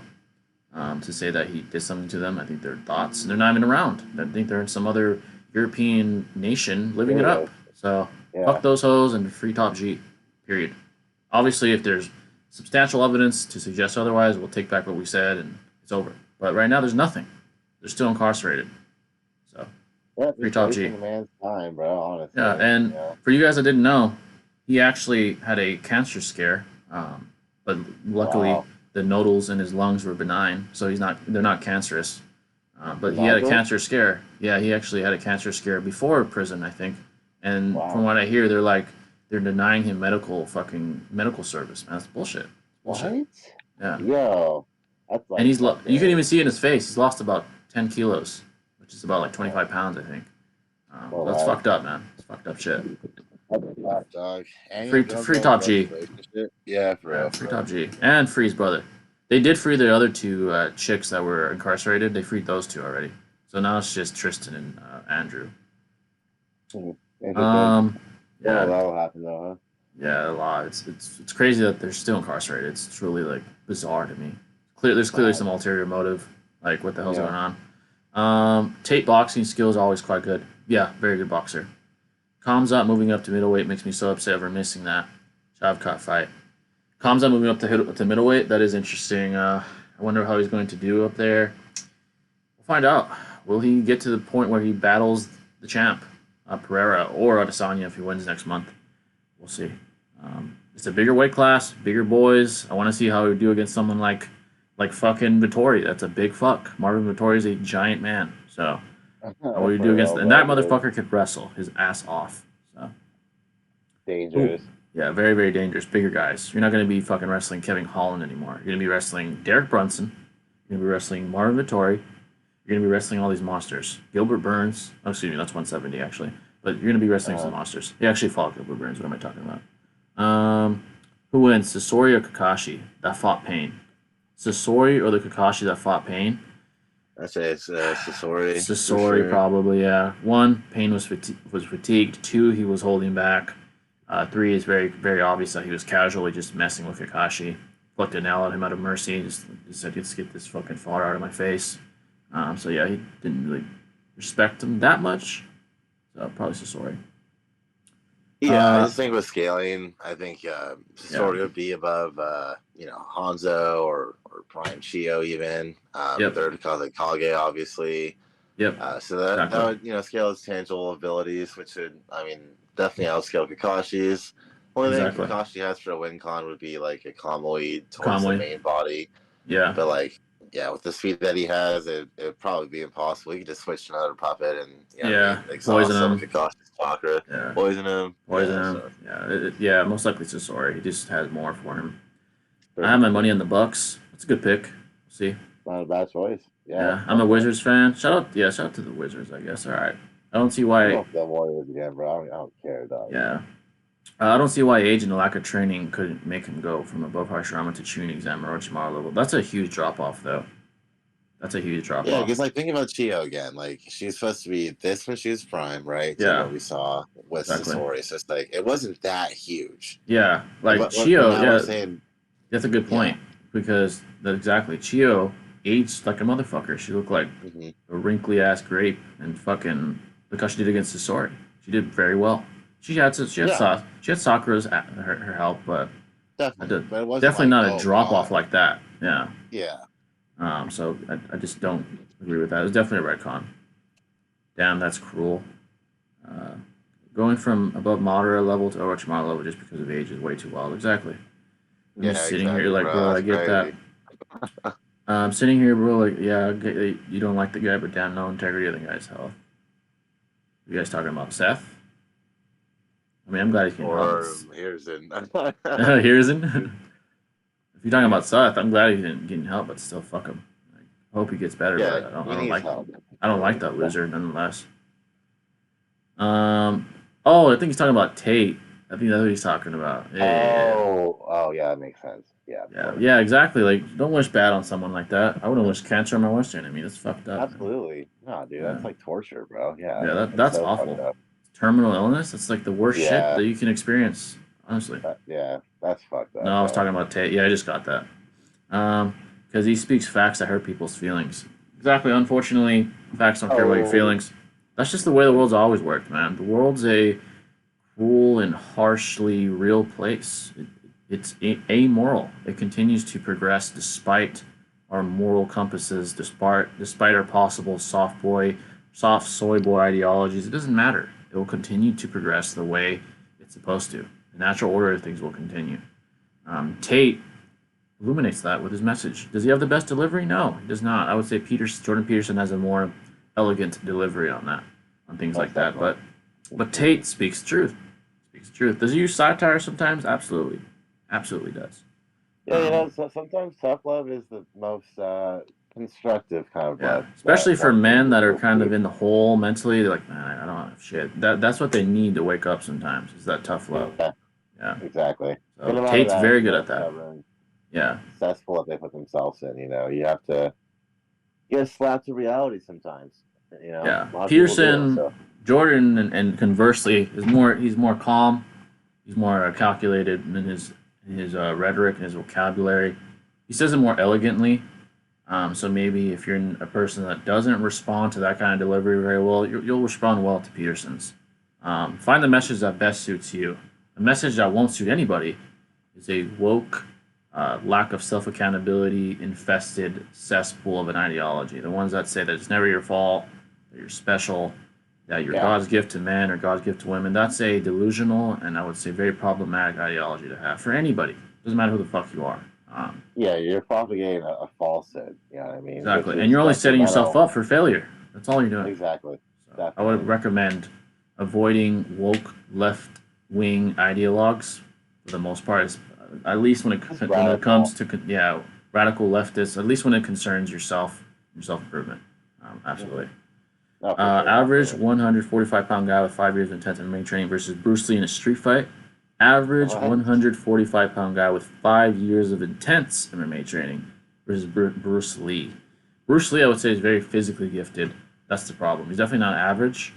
Do I think he has remotely the same kind of MMA knowledge that the best do? Absolutely not. But an average guy, I think it would be competitive. If he's just an average Joe that does a lot of practice. Exactly. Yeah. If anything, the ground game would be the most beneficial for the average guy. I don't think Bruce Lee has any knowledge to my extent when it comes to ground game, like wrestling, jiu-jitsu. If you can get Bruce Lee down, which would be difficult because of Bruce Lee's speed, he would fuck him up, probably choke him out. But if it stays standing, I don't know if he'd beat him. If he's average, if he was if he was even decent, like amateur, I think he'd still beat Bruce. But if he's just average, no, probably not. Probably not. Yeah, the truth hurts, but you can learn from it. That's one of the biggest concepts of life. That's how you learn. Discomfort inevitably creates improvement. As tough as that is to sound, as tough as that is to say and hear, suffering and discomfort is what creates improvement. And what allows you to progress. If you settle in this sort of comfort zone, you're limiting your potential. So you should seek discomfort. Seek the gym, seek tough situations. It'll force your mind to create new neural pathways to adapt to the tough situations that you're in, making regular life easier. You'll notice that as well. Yeah, discomfort, it really is a gift. It's your friend. You know what I mean? Exactly. Yep. Like when you're saying, like, with going to the gym, it's like people usually go to that because they're not comfortable with their own image, or exactly. People try to, shape their lives in a better way because they're comfortable on their current existence. You know what I mean? So there's always like a purpose behind discomfortability. You know what I mean? And one can really utilize that to do whatever they want. You know what I mean? It's just when you become comfortable, you become complacent, and you're not doing anything for your life. You just remain stagnant. And that I think what suffering does is it really exercises the neuroplasticity in our minds. Like if you don't exercise your mind with tough situations and suffering and discomfort, it seems like your mind becomes more like flaccid and I would say weak to tough situations. Your mind's not built for it. Just like a muscle, if you stop working it out, there's dystrophy. It's the same thing with the mind. So keep it well worked out, keep it well oiled, and you'll see a difference for sure. Let's see here. Yeah, how many Francis Ngannou's would it take to take out an average adult gorilla? Adult gorillas can bench thousands of fucking pounds. They're fucking strong. They could probably rip your arms. 5 to 10. 5 to 10. Like at least. The gorilla would knock Francis the fuck out like very quickly, or pound him. Yeah, you decapitate him, bro. Yeah, it would decapitate him. One shot would probably kill him, and like send him into a coma and kill him. I mean, that's Francis Ngannou. I think a punch from Francis to the chin would be hard to land, and if he did land it, I don't know if the gorilla would go down. I don't know. Gorillas are adapted. Yeah, gorillas are adapted to fight each other, and those motherfuckers are strong beyond hell. So It's so erratic, bro. They Yeah. have no rhythm to their movement, bro. They Yeah, just no, go yeah. There's berserk, no bro. rhythm. There would be no technique to anticipate for. They're sporadic, chaotic. Yeah, it's like drunken fist essentially. You know, Yeah, like I don't know what to expect. like they would grab the Francis Ngannous and slam him into the fucking ground. Probably would take 5+ minimum, probably more, probably 10. Yeah, They probably have yeah. to pin him down like each side to where he's disabled, and then beat his ass, like beat his face in until he's gone. And that would not be easy. It would take several grown Francis Ngannous to do that. Even And two or three. they have to Yeah. do it like simultaneously, of course, Yeah, too. Because if they there's do no that way. shit One one by by one, one, they'll just get pounded. yeah, Yeah, there's no way. Good luck. Yeah, no. Yeah, good luck. They not only that, but they bite too. Bite your fucking face off. Oh, They also Lord. bite. Oh, that's Yeah. true, man. Yeah, like They some bite shit hard do, too. I dog. think I looked up the PSI of their bite force. It's very strong. It's like comparable to like bears. I think it's very strong bite force. So they rip Man, you apart. Destruction. Yeah. Destruction. Yeah, those things are very underrated. Those gorillas are powerful, powerful creatures. So yeah, they're very powerful. The arguments for Part 1 Kakashi being above Hiruzen are so funny. Yeah, that's comical. It's definitely not above Hiruzen. I think there's like a data book statement saying like Kakashi is. Oh, he's omnipotent. Yeah. Oh, that one too. That one too. Oh my god, that's definitely hyperbolic. It's hilarious when people use that. Absolutely. Yeah. I'm back. My phone died. No worries, brother. Can gorillas rip off your head cleanly? No effort. I think there's events or an event that was transcribed. Yeah, Yeah, he ripped someone's head off. So they're capable. This is a while ago too. Yeah, I think it was like centuries ago, but now we got like evolves, super gorillas, bro. yeah, now who knows what they're doing to them? They use a databook statement that Kakashi is the strongest ninja in the leaf, and dismiss this encounter with Orochimaru as fear hacks, making him think he's weaker than Oro. Oh my god, that's such a fucking shit argument. That's what I was saying. That's just so stupid, bro. Yeah, that's fucking dumb. Yeah, it's definitely. Hey, he's above Hiruzen, right? Definitely. Yeah. Hell no. I think that's really downplaying him now. Yeah, that's a very faulty inductive analysis. And it's disingenuous. He is from above Hashirama to below Kakashi now. That's crazy. Oh my god. Yeah, that's ridiculous. Ngannou via 12-6 elbow disqualification. Yeah, I can't believe John Jones still got disqualified that way with that one fight that is a quote-unquote L. He was beating the shit out of that motherfucker, and they fucking disqualified him. And who was it again? Matt Hamill or Matt something like that. And Matt Hamill, I think, tweeted like, "I beat you." I mean, shut the fuck! You whipped your fucking ass. You want to go again with John? You whip your ass again. Yeah, I bet there's no rematch on that. Who flexes on that? Like, yeah, I beat you because of this disqualification. Fuck up. That's a weird flex right there, dog. It's a really weird flex. He was getting his face pounded in before Jones got DQ'd. Like, what the fuck are you talking about? He should be 27-0 right now. Well, he'll be like 60 years old one day. He'll be bragging to his friends, like, "I'm the only man that beat John Jones." And then they rewatch that fight. They're like, "Dude, what the fuck?" Exactly, bro. They're like, "You're delusional, bud." He's getting his ass kicked. Yeah, his face was like pounded in. He was fucked up in that fight. Some interesting news on John, which kind of liberates him as far as the cheating claims, is that apparently with the new USADA regulation, if USADA had the same regulation then as it does now, he would have passed all his tests, and that the levels that were in his system were negligible. So the no contest he had against Daniel would be undone. So that would never be a no contest. He still would have never lost his belt to Daniel. He never would have been rebanned from the UFC again. He never would have been suspended. Right. Yeah. So the steroid cheat allegations no longer work because he would have passed. He actually passes. If these tests were to be done again, he would pass. Because USADA got to a point where the technology was ahead of its time, to the point where it would detect like minuscule, negligible amounts of PEDs, which can be ingested involuntarily. You can literally drink like water that's tainted, and it'll be in there, and they'll test positive. Like, you didn't. I believe it, bro. Yeah. That's what happened to John with the Turinabol. It's such a negligible amount that it still got detected, and he still got in trouble for it. That's sad. Yeah, it's not like Dillashaw using EPO. Like, that was blatant cheating. Yeah, Dillashaw Yeah, and I'll give him the benefit of the doubt. Maybe it's because he was fighting at 125 against Cejudo. He had to suck in all that weight. Fine, but that's cheating. That's blatant cheating. It wasn't a picogram. It was a substantial amount. Yeah. Yeah, he got his title revoked for a reason, for sure. Yeah, or like Belfort, Vitor Belfort. That motherfucker was on tons of TRT. TRT Belfort, legend. And Jones still beat him, by the way. Still beat his ass. So, legend. John Jones is a fucking legend. Yeah, John Jones is a legend, man. I'm stoked to see his return, man. I'm so excited for that. I'm so excited to see what he brings to the table. It's gonna be so hype. Minato versus Obito. Third Shinobi War. Oh, so Joni Minato versus Obito Orange Mask. I might lean towards Obito. Orange Mask. Sure, me too. He's older. He could probably use Kami more optimally.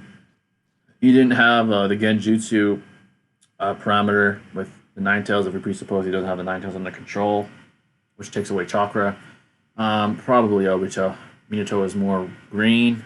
He still wasn't grown into his Hokage role yet. He didn't have as much battle experience.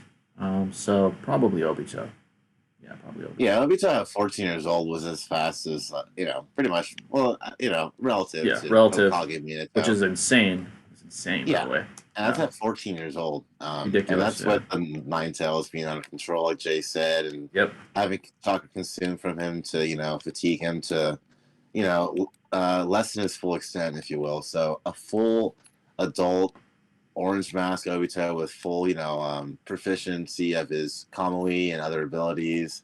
Would definitely be faster than Minato, and honestly, could just trap in the Kamui dimension as a win con. So yeah, he'd be fast enough to do so, and then once he's in there, he's fucked. So. Minato could probably flying right there though. Honestly, that's the interesting part. Yeah, would he be able to do that? That'd be very interesting, actually, whether or not he could. I feel like he could. Yeah, I don't know if you have to place attack on Obito. Yeah. Prior. So the whole question is whether that link that he creates with the tags would still exist if he was in another dimension. That I guess we can't answer because he's never been in that situation. But I would assume so. But again, it's kind of contentious and ambiguous whether or not that would be possible. Yeah, it's speculation, right? Yeah, well, speculation. They are both time space continuum. That's a good point. Yeah, ninjutsu. So I mean, it's fair to say that, but again, it's there's no empirical data, so it's how am I going to say? Oh yeah, right. For sure. Yeah, you can induce it. Yeah, at best. Yeah. They use. Oh, I just read that. The motherfucker he was fighting was deaf, so when the ref asked him if he could continue, obviously he couldn't respond. The fight got called. I guarantee he just wanted to end that beating he was taking from Jones. Arguing for omnipotent Kakashi in the sense that omnipotent can mean someone of great power authority does make for a good troll argument. Of course, you could definitely manipulate the semantics of it and make him omnipotent. So, biggest robbery in MMA boxing you've seen? Biggest robbery? Recent memory. Biggest robbery. Jeff Horn versus Pacquiao was an awful robbery. I remember that a few years ago. He fought Jeff Horn in Australia. The judges fucking gave it to Jeff. He got his ass whooped. His face was pounded in, and they gave it to fucking Jeff. Damn, that's Pacquiao should have won that. He should have definitely won that. Robbery in MMA though. What's one that was just bullshit? In recent years, that's a hard one, man. Hard one. Trying to think of one that was bullshit. The ones I can think of really aren't robberies. I can think of close ones that went the other way. Like Kamza versus Gilbert Burns. That's not a robbery. I mean, I guess Volk versus Islam. That wasn't really a robbery. It wasn't really a robbery. But there was a shitty judge that gave 4 rounds to Islam. That's bullshit. He didn't win 4. Yeah, that's just come on, bro. Yeah. That's definitely not true. I know there's some. I just can't think of any. I know there's some in recent memory that were dog shit. I'm trying to remember what they were. Difficult. Yeah, that's a hard one for sure. In boxing, there's tons. I feel lately it has been more than it's been reasonable at least with judging. Yeah. And oftentimes it doesn't even go to judging anymore, bro. To be honest, so that's finishes are pretty consistent. Yeah, Jones Reyes was pretty recent. Yeah, I don't think that was a robbery though. I think that was a very close fight. Jones and Reyes. I gave Reyes for sure the first and second, and I for sure gave Jones the fourth and fifth. It comes down to the third round. Really depends on who you think won the third. I don't blame you for either side. I personally thought John did a little bit more, but if you give it to Reyes, I don't blame you. You could say Reyes beat Jones, but that to me wasn't a robbery. Yeah, robbery. That's the word right there, right? Yeah. Robbery is like, what the hell is going on? Oh, I can think of another boxing one. Canelo versus Triple G, the first one. Triple G should have won. He definitely should have won the first one. Yeah, Triple G versus Canelo. That was a robbery to me. I thought Triple G won 8 to possibly 9 rounds, and they gave it to fucking Canelo. That was bullshit. He should have lost that fight, honestly. Best MMA match you've seen, period. Ever? Yeah, that's a hard one. I've seen some great fights. That's a hard one. Yeah. Jones Gustafsson. Amazing. What's her name? Joanna Jędrzejczyk versus Zhang Wei Li. The first one. Amazing. That was a beast one, yeah. All right. That was an amazing fight. Freaking, I remember like Robbie Lawler versus like Rory McDonald. Oh, dude, that was an amazing fight. That was a beast one. Freaking amazing. That was a war. That was a fucking war. Nate Diaz versus Diaz was great. That was good. That was great.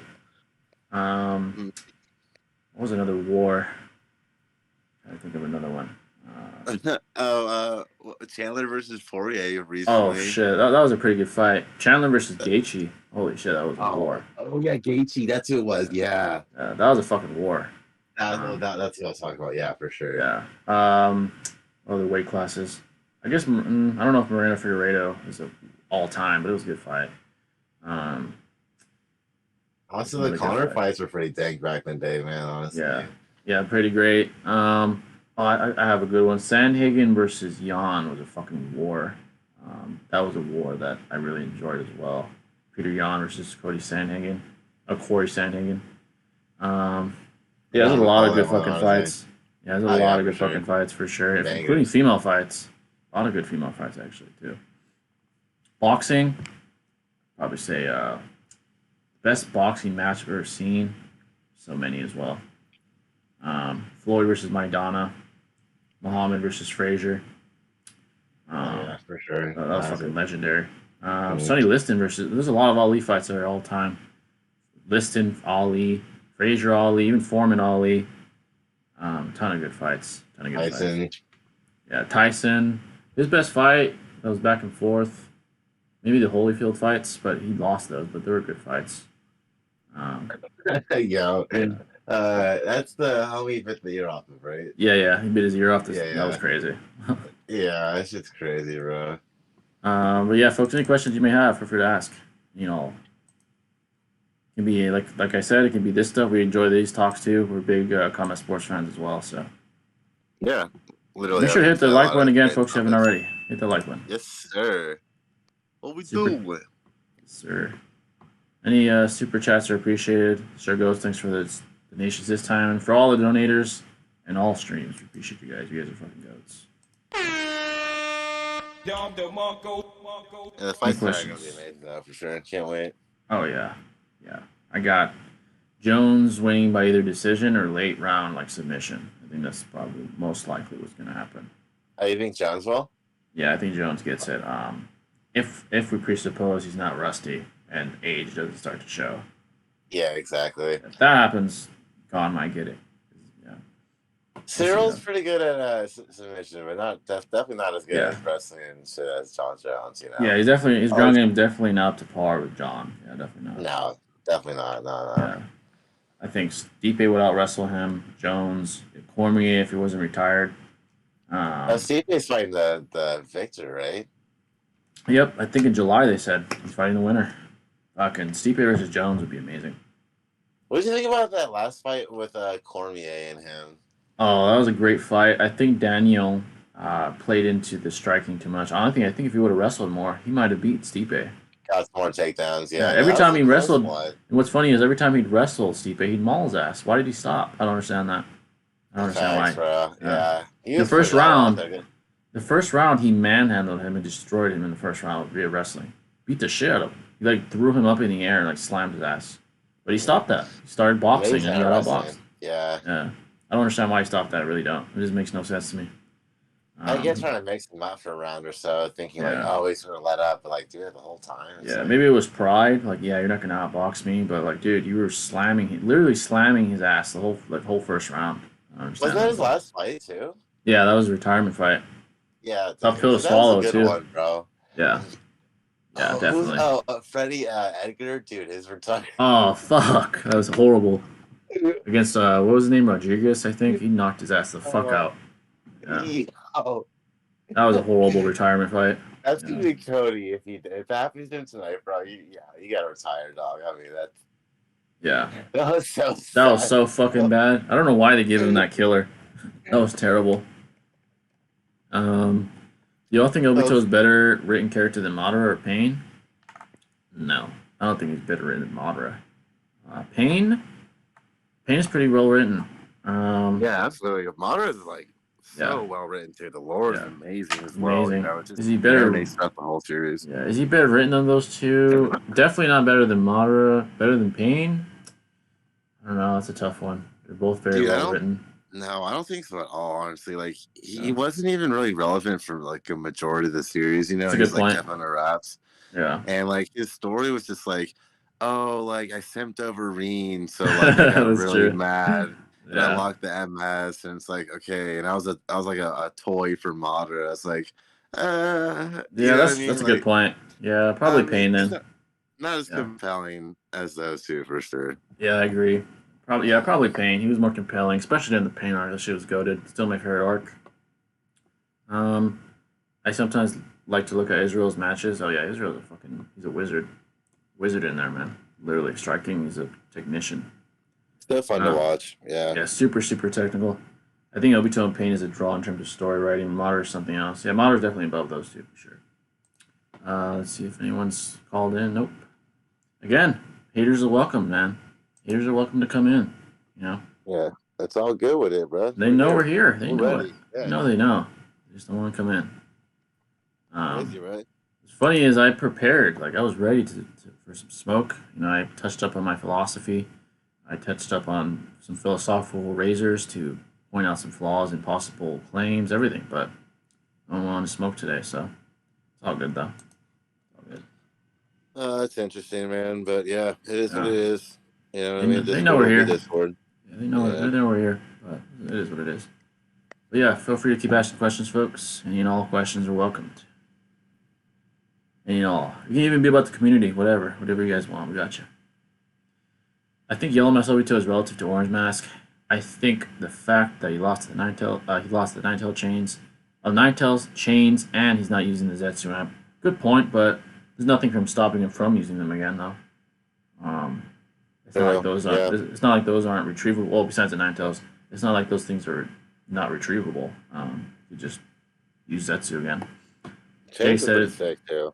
Yeah, Jay said I'm seeing nothing but crickets. Yeah, man, we have guys like coming at us all the time, saying they want a piece, but it's always to be expected, though. You know what I mean? They talk all that, and then like when it comes, we're here, we're ready, we're locked and loaded. Yeah, but whatever though. We're probably the only ones in this community that do this, like give you a platform to come at us straight up. Exactly. So, not through comments, not through text, in person. Well, not in person, but live. So it's all good. Don't want to hear you guys again, though. You guys that do run your mouth. That's all I gotta say. Let's see here. Jubi absorbed Sasuke versus Madara 3-eyed. Jubi absorbed? Oh, you're talking about the one that fought at the end, the final valley. I would lean towards Sasuke, but again, we don't know where 3-eyed Madara scales. We didn't get a chance to because he got backstabbed literally and figuratively by Zetsu. So I would say Sasuke. He's at a point where he's already fought Kaguya. He's using his most powerful jutsu against Naruto. Most likely Sasuke. Again, we don't know where Madara scales, but inductively, I would induce that. So he's talking about like 10 tails absorbed Sasuke. Yeah, I think he means when he used his final Indra's arrow against Naruto, he absorbed all the tailed beast chakra. I think that one. Against 3-eyed Madara.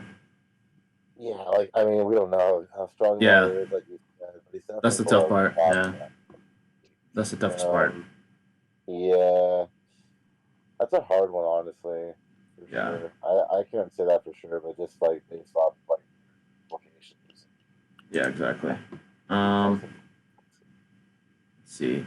So would he retrieve the Zetsu up against Itachi if he were to fight him? That's a good point. I don't see why he wouldn't. I don't see why he wouldn't. Again, and to further reinforce that premise, he didn't really need to against KCM2, Naruto, and Guy and Kakashi because in his mind he felt superior. I mean, he stated it. When it started raining, we all know the famous quote that he gave. He said, "Am I sweating?" He's like, "No, it's just the rain. You guys are fucking fodder. Like, he didn't even need Setsu." Maybe against Itachi, he'd be like, "You know what? Let me be prepared. Let's go get Setsu." So, possibly. It's a saying they no diffed him by Zetsu's stupid writing. Exactly. What the fuck, man? He's like the big bad wolf, and he gets fucked up by this fodder ass character. Like, it's crazy. I know, right? That wasn't relevant the whole series. Yeah, like, It's like fodder it's ass like so. fucking. It's crazy. Have you seen MMA Guru's Dagestani rants? I have not, but I've heard of it. I've heard of it. I need to see that. The Dagestanians are just taking over, man. Islam, Khabib back in the day. Um, I think Khabib has like a brother or cousin in MMA already doing well. Um, I forgot the other guy's name, but he's a bantamweight as well. He's right there, top five contenders. There's a This lot of beast. Dagestanians, beasts, man. Yeah, They're trained from like damn near birth to become fucking warriors, man. They're they killers. just wrestled bears at the age of 5, Yeah, bro. Just fucking Khabib wrestling fucking bears at 9 years old, like fucking scrambling with bears. That's fucking crazy. I that's think that beast. I literally. yeah, literally, I think the ideology of the Dagestanians is very commendable. It just screams like persistence and discipline. That's their fucking life, man. They live and breathe that shit. You're just not going to beat someone like that. And their And they're wrestling is like, so top notch. It's fucking insane, man. Fucking mm, insane how good they are. That just speaks volumes to Volkanovski, man. That was fucking impressive. When he out wrestled Islam, that is fucking oh, crazy. that's what I'm saying, bro. That was like, Yeah, it was miraculous. at a heavier It's weight like, class. That's not even his weight class. He's a fucking dude, 145er. Like, dude, he's that a just stout little. Yeah, yeah, he's on it, bro. that just I believe he was the first individual to ever negate Dagestanian wrestling that successfully in the UFC. That's fucking insane. Khabib, That's Connor couldn't do amazing. it. All the guys that Khabib fought couldn't do it. Dustin couldn't do it. Fucking Gaethje couldn't do it. Barbosa got his ass whooped. He couldn't do it. No one could. Oliveira couldn't do it. Like, dude, he's Wow. Yeah, Volkanovski's a fucking monster. He's a fucking monster. absolutely. All time great. One of the greatest, honestly. Even though he He's lost. defending. He's defending his other title soon, right? Yeah, he's gonna defend it against I think what's his name? Gary Rodriguez. Oh, Should be really? Oh, interesting. Nice. yeah, that's gonna be He had a interesting. great fight last Yeah, time, for that was a sure. very good fight. He looked very explosive, for sure. So I think That's it's gonna be promising. interesting. I think Volkanovski's Mhm. better, but still, um, I honestly don't see anyone beating Volk for a long time unless Yair improves leaps and bounds. We'll see, but I Yeah, just I don't don't know see it. about that. I mean, Yeah, I he don't was see it. impressive, but not as impressive as Volk, though. Volk Volk, seems like he's in prime right now, he dude. look You yeah, he know, looks like an all-time great in his prime, literally. for real. Talking like some Jones shit right now. Like he's killing it, man. Literally, it's super impressive. Um, Kid Sasuke versus Killua. I don't think I'm familiar with that character. He was from Hunter x Hunter. Oh, okay. I heard they don't scale that high, but I don't know anything about Hunter x Hunter though. Yeah. Yeah, I wouldn't. I can't really say either, but I'd probably say Sasuke, honestly. yeah. I heard they don't scale very high, and that they're not very like scaling wise and not respected. The anime is very good. I've heard though. I've heard that. It's been a while since I've seen it. Not since like probably like Yeah. 19. I Oh, watched it. yeah. Yeah. That's probably what I'll Yeah. eventually check out. Not for scaling, but just like for my own entertainment. Yeah, dude. Totally. Yeah. Yeah. Despite losing that fight, pushed Volk to my top five. Hey, I don't blame me. Volk looked like a world beater in that fight. He looked like a world beater, man. That's super fucking impressive. Insane the shit he did. Negating Islam's fucking wrestling, dude. No one's ever done that. No one ever Yeah. negated the Dagestanian wrestling. Never. He made him look desperate too for Yeah, takedowns and everything. literally. Like And the fact that he could like scramble with him, that's fucking crazy, man. That is fucking crazy. Like that is so impressive to me. His explosiveness, his technique, his finesse, fucking insane, man. He's insanely talented. Insanely talented, dude. Yeah, it was cool seeing how much respect Islam had for him after the match. I was Oh like, yeah, yeah, I know he absolutely respects him. you gotta Sees him, remember that shit, bro. yeah, he definitely sees him as a threat. I know as a fact he does. He's probably like, holy shit, this motherfucker is crazy, like, fucking good. So I bet even Khabib was surprised. He's like, how the fuck is he even wrestling with Islam right now? And he's a For fucking real. he's a fucking featherweight, and he's fucking I wrestling with him. know. It's That's crazy. true, though. I know, Yeah. man. He's a Yeah. strong motherfucker. That's what we can't say. He's strong, physically, very strong. That's what Volk said, though. He did say that before. He's like, I'm strong. I wrestle with big dudes all the fucking time. I Dude, definitely Volk's believe got a him. reach, too, bro. This Long fight is, like, reach, tight. long reach. I was like, holy shit, yeah. That's fucking crazy. Completely random question, but if Tate was in Naruto, who would win between him or Madara in a debate on what is wrong for the world and what is right way to fix the Naruto world? Wait, Tate versus Madara, dude? Yeah, in a debate. Dude, Madara wouldn't take any of that shit, bro. What is wrong with Shinobi World and what's the right way to fix it? Okay, so if they debated what's wrong with Shinobi World and what's the right way to fix the world, so Madara would have his free will elimination type of ideology where he says there's no way to fix anything. The inevitable cycle of good and evil will continue no matter what we do. So let's just remove free will. Tate would be like, no, that's the bitch way out. You're a bitch. We need to allow individuals to improve themselves and just be good people. It's just make the world a better place, and men of the top men of the world will protect the Shinobi world, like Naruto. I feel like Tate would have a similar ideology to Naruto, ironically. But who would win in a debate? Madara's well spoken. So is Tate. It's a very good question. Who would win in a debate? I think Madara he suffers from like an archaic ideology, basically because like he's from a time era where that was all that they knew. They were essentially pioneering the current existence of what we know Naruto and Boruto to be. Exactly. Tate also has modern knowledge of like society and everything that history is presented and what are the right formalities on addressing these issues. So I think like if it was to be a debate, I don't think like Madara he literally embodies those archaic ideologies. So it's exactly. Like, he wanted to understand what Tate would be trying to say, and like that's a good point. Yeah, he would just like dismiss his claims outright. Like it wouldn't really be a debate; it's just like an ego battle. I feel like that's a good point. Yeah, Tate would win based off of knowledge, but Madara wouldn't know better though. So it's like it's they are different realities on like in their entirety. That's a good point. I just feel like Tate would definitely have a similar ideology to Naruto. The kind of like the hard work and determination triumphs overall. Madara is more the antithesis of that. He's like free will being removed is the only way to ensure optimal peace. It'd be interesting to see Tate's take on the infinite Tsukuyomi. What would he think of it? We'd be like, yeah, you're a fucking bitch if you have to get put in a trance to have a good life. That's probably what he would say. He's like, you're a fucking pussy if you go into that. Yeah. You probably call Madara a pussy, and he probably question his manhood and call him a bitch.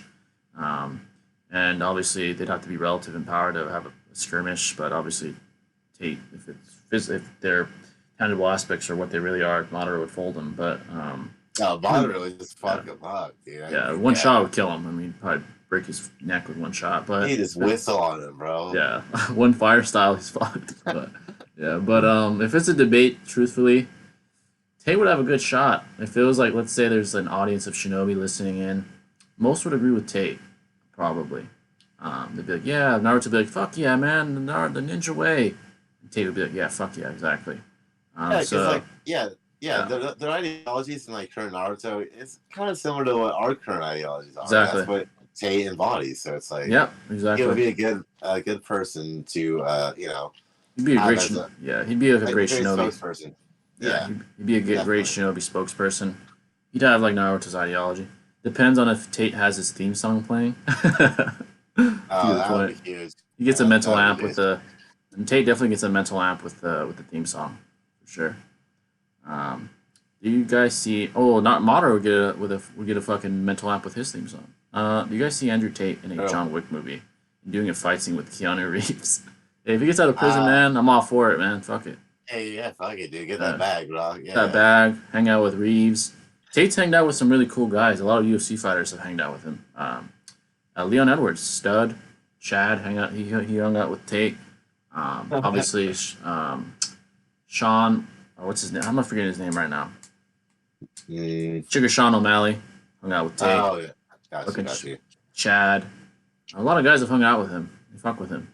So I haven't Tate's seen an a- O'Malley fight in a while, dude. Oh, it's been a while. I think his last fight was Jan. That was an amazing fight. Amazing. Oh Fight. yeah, definitely. That established himself as He established himself as a world class talent. To go toe to toe with Peter Yan, who's one of the best boxers in the UFC, it's really impressive. Very, very impressive. And I thought he won, damage wise, at least. Yeah, Much you more- can yeah. you can take him a lot more seriously now after that. Yeah. You know, 'cause, He's not like, just like, oh, he's a guy ducking contenders now. He's a real legitimate world class like fighter now. So yeah, he's not like just like a highlight guy who had like one or two moments. You know, Yeah. like he's Beating actually Yan, consistent with it now. yeah, that Jan performance established him as legit. He's no longer hype. It's real. So I honestly like Tate, but why does bro constantly lie about his hair? Yeah, man, I don't know why he does that. It's very questionable. His Maybe hairline whether- kind of seems sus, though, bro. I just say that off too, dog. Oh yeah, that's probably why he gets rid of it. He's like, my hairline is. whack. yeah. Tristan was the one that was born with like better hair genetics. He lies about his hair. He has hair now because he hasn't been able to get a haircut in prison. He has hair Bro, now. if So. I'm rich like that, I'm just getting implants, dog. Fuck yeah, are you what the kidding? hell? Yeah. Mayweather has implants. He has a fake beard, fake if hair. if you have money, fuck it, dude. Yeah. Why not? Yeah. I don't know For why. real. Maybe he likes the bald look, but I don't know. Interesting. I guess you know. Yeah, hey, he looks all right. cool. I think he looks better Yeah. now than he did like when he was kickboxing with hair. So that. He can rock the bald look for sure. Yeah, Yeah. he definitely rocks it. Yeah, there's some guys that could rock it. Jordan, Tate, Mayweather, even though he has fake hair Kobe. now. Kobe, guys can rock it for sure. Yeah, definitely. Let's see here. Any questions you may have, folks? Oh shit, Alexa, of course, back once again. Oh, Appreciate it, shit. Alexa. Oh, The goat is back. well, we get W in the chat. Give a W for Alexa and Sir Jeets. Hope you hate I'm gonna it. start calling Alexa. It's a good name. I'm trying to think of a name to like for Alexa. Alexa, you have to A ask, goat. Let's call her a question. goat. Yeah, a Yeah, goat. we're gonna call you a goat instead of Alexa, and then Sir Goats and a goat. Getting implants would go against his ideology. Oh my god, Yeah, probably. that's dog. hilarious, man. Yeah, yeah. He'd probably be like, "I'm a bitch, man. I'm getting fake hair. I'm such a pussy." It's probably He what already he'd gets think. women out there anyway, so it's like it doesn't. Yeah. It's like, W why does Alexa. it even matter? Yeah. WW. W's W. Appreciate that. I'll put it on the screen. I'm a man of my word. Yeah, keep asking questions, folks, while I put this on the screen real quick. Gotta put goat donations on the screen. Anything and everything, folks. Yeah, anything. Tate, fucking anime, politics, whatever. Jada Smith, you know. Jada Smith being an entanglement. She's a fucking whore, but yep. Give me a second, folks. Second. Yeah, it's crazy to see Tate so incarcerated though. That's insane to me, man. I just Yeah, can't for this believe it. long as well. I'm just Yeah, like, fuck, it's fuck Romania, baffling. fuck their justice system bullshit ass policy. Like, this is horseshit, man. Yeah, I get my ass out of there to do business elsewhere, dog. Yeah, as soon as he's out, he has to get the fuck out of Romania. Like immediately, come to the States, man. You're a U.S. citizen. Come here. oh, to dude, Miami. yeah, for sure. Come to Yeah, just Miami, drive. or if you don't like Miami, Dude, go to yeah. L.A. somewhere, man. Get the fuck out of there, man. You'd have a great time over here, dog. I know. Oh yeah, he would kill it out here. Yeah, He has a lot of friends out here, like guys that he does a lot of podcasts. He did I just can fine. see it now, bro. He's gonna be dating one of the Kardashians, dude. Oh, fuck, that'll be a flex for him. He's like, yeah, it's another one on my roster. Got him in my roster now, so.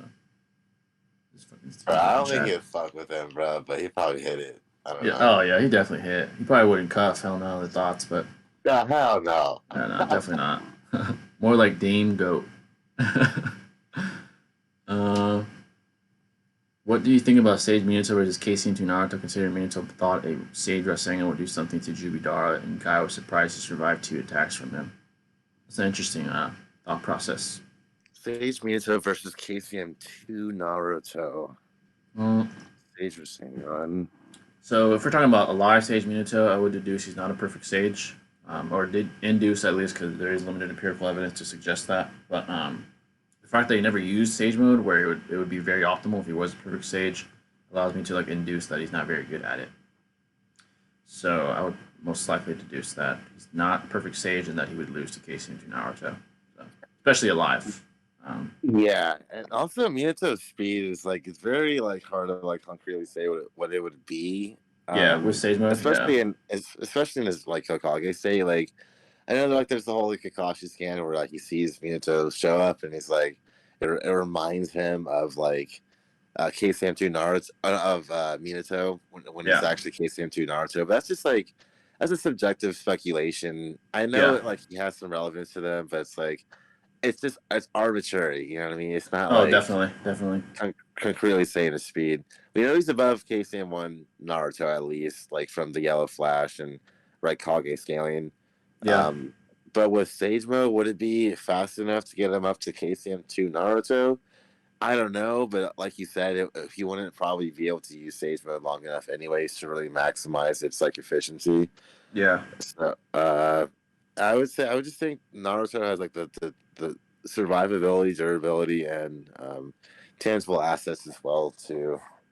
Yeah, I agree. Even if at best we give Minato the benefit of the doubt and say that he can use Sage Mode optimally, it'd be the long game which he would lose in. It'd be Naruto being able to sustain KCM2 for a long period of time, Minato getting out of Sage Mode, and then just being inferior outright at that point as far as speed. If we were talking about KCM2 Naruto, so yeah, most likely Naruto would win in the majority of cases. He would triumph for sure. Yeah, you'd have to feel him. Yeah, he'd have to even win. Exactly. And that would again require him to be fast enough because like Rasengan or whatever, it's not going to hurt like a Nine-Tails Jinchuriki who's like the master of regeneration essentially. So it's like that's his only win con, honestly, is sealing him. Yeah. Yeah. Queen Goat. Maybe we can call you that, Alexa, if that's what you like, instead of a goat. Queen Goat? Okay. Tate's the type to die from a toe infection during the 1500s, probably. Stubborn, man. W stream, I gotta go now. Gotham needs me. Hey, appreciate you coming in, heavy weather. Appreciate that, brother. Protect the citizens, sir. Yeah, go protect Gotham. Do you think technology advanced too fast at the turn of the century? I think the early 2000s was the perfect balance of living life and going outside and relying on tech to do certain things. That's a good point. Yeah. Yeah, that's a good point. I would say that technology, which is a very quickly evolving aspect of society, definitely is increasingly progressing to the point where life, as we know it, has changed and will continue to change. And I would also deduce that the rate of increase is increasing, ironically. That's increasing as well. The advancements of technology not only are becoming more advanced, but the advancement, per se, is at a higher rate as well. Which is why we just see big jumps in what technology is capable of in just a matter of 5 years. It's insane to see what's progressing and what's being displayed and released to the public so quickly. But I do think that there was more balance back then when technology was less capable. That is definitely true. There's things that you had to do on your own, certain aspects of life that you had to achieve on your own because technology was not able to do so. But now, with technology giving you the power to essentially instantaneously communicate, instantaneously ask for the groceries, instantaneously know where you're going, etc., has changed life substantially in many ways, from dating to just social interactions, etc. And that's only going to continue to become more apparent for sure. It's definitely unbalanced now, extremely. So. Yeah, so I mean, do I think that it advanced too fast? I wouldn't say so. I think it's important to maximize on information and the extended reaches of that said information at the current time. I think there's so much stuff about science and math and laws of our universe that we still don't quite understand. So it's it's very special to be able to make these these monumental stepping stones towards our understanding, and it's cool to see the progression of it. Yeah. And with that, it definitely prompts a lot of conveniences for the modern society that we have at hand. It's a lot of phones or communication or dating, like Jay said, or whatever it may be, or even like paying stuff online, or it's definitely prompted a lot of convenience in our society, and it's definitely like also prompted a lot of laziness because of that. So I think in regards to, has it like affected our laziness in a general sense, I'd say so. Yeah, most Because when definitely. we weren't so technologically advanced, we're bored, so we had to find ways to satisfy or simulate that in the first place. But nowadays, we just have our phones or whatever, and we're pretty much chilling for the most part. So Yeah, there's definitely pros and cons, but that's life. There has to be balance with things, and I think it's best to just focus on the positives that came out of this rate of yeah, progression. yeah, exactly. And technology incentivizes complacency to a huge extent. It just utterly increases convenience, utterly increases the easiness of life to a considerable extent. And honestly, I think it's a reason why, as well, that the younger generation is as antisocial as ever as far as physical interaction. Hmm. Guys don't go up to women anymore because they're used to being in a conversation through a fucking screen. It decentivizes the purpose of it, and it's harmful in many ways, but there's many pros as well. The instantaneous access to many things that liberates you in many ways, communication, um, resources, crypto, whatever the case may be. So, like Shinobi said, there's definitely pros and cons. Do I think it's advanced too quickly? Not necessarily. Um, I don't think it advanced too quickly, but I would say the advancement has pros and cons. So that's what I Yeah, would say as well. definitely. Yeah. Yeah. So let's see. Minacho stage mode is actually overpowered. Kakashi was taking hits from Obito White Mask, but he took extra care to calm the Rasengan when Madara kicked Minato Rasengan back. Read that again. I Yeah. feel that. But he Oh, yeah, took you're right. extra care to calmly the Rasengan when Madara kicked Minato Rasengan back. That's what I was He take hits from Kakashi was taking hits from. I mean, again, White Master Obito was holding back against Kakashi. Um, Minato in his stage mode even took a hit from Sage Six Path Madara, and his Edo body did not become dirt or start to dissipate. And Minato threw his kunai before Kakashi started his calmly. I mean, those are contentious feats, but yeah, Yeah, they're very specific like as him throwing a well. kunai. Then you would presuppose that Rock Lee is faster than fucking eight Gates my guy because he threw a kunai before Gates my guy got there. I don't think that holds. Um, I won't Good lie. point. I'm afraid of how progressive technology is. The meta is changing too rapid, and people don't have the discipline to properly utilize technology for the right purpose. It removes backbone. Basically, that's exactly what it does. And it's not that it's moving too quickly. It's that it's incentivizing lack of discipline. Thank you. Yeah. Yeah, and that goes down to individuality. That goes down to that, and people need to take accountability for their complacency, for their flaws, and not allow technology to shape them to a lower version of themselves. They have to take accountability. That's the best way to combat that.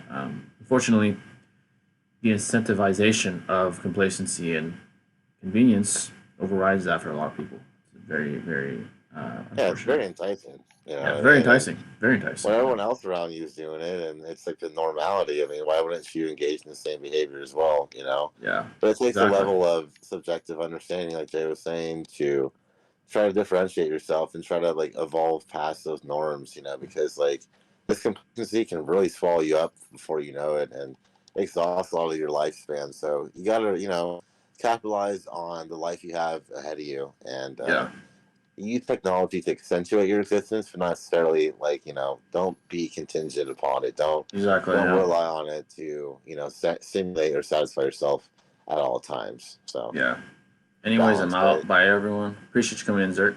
Appreciate that. Have a Thank good you, one. man. Appreciate it, dog. Be honest. If you guys were offered to debate Tate, would you guys be scared? Would I be What are scared we to debating debate Tate? about? Depends what we debate. If it's anime, he's getting slammed, obviously. Yeah, There's no shit about anime. But if it was ideologies, I mean, we agree for the most part. Um, could I play devil's advocate?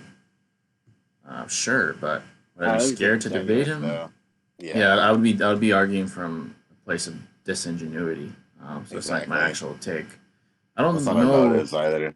Yeah. As far as what I would disagree with Tate, I don't know what I would disagree with him with. There's probably something, but I don't think I'd be scared to debate him. Probably like is depression a thing? Yeah, Something like that. yeah, and I Yeah. think I'd win that. That'd be a good Yeah. one to debate him on for sure. Yeah, like if Tate actually thinks depression is fake or like just delusional diagnosis, I would debate that. I don't think I'd lose that. 'Cause I haven't, It's I a haven't medical pro- diagnosis. Yeah, exactly. Yeah. I think that there's plenty of empirical evidence on my side, and he would lose if I debated him on that. So Yeah, no doubt, no doubt. yeah, Yeah. and it's not even really him. The stance itself is just far fetched.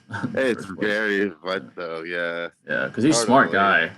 He's a smart guy. So, but I think he means that in a different way. I don't think he actually thinks depression is fake. I think he's trying to imply that depression should be fought against, which I do agree with. You should fight against it. Yeah, it should override your, existence, right? Yeah. Can you describe each tier of scaling, like balance, multiversal, autoversal, 4D? So there's certain ranges where you start to get into a new tier necessarily. Boundless to me is almost synonymous with omnipotent. Boundless implies there is no limit to your potential or ability. That's what boundless means to me. I don't really see a difference between omnipotent and boundless. Maybe you could go down to semantics and say omnipotent means you can be you can be everywhere at all times. I guess that's fine. And boundless would be just you're capable of anything. But at that point, wouldn't you be capable of being everywhere at once anyway? Since you're boundless.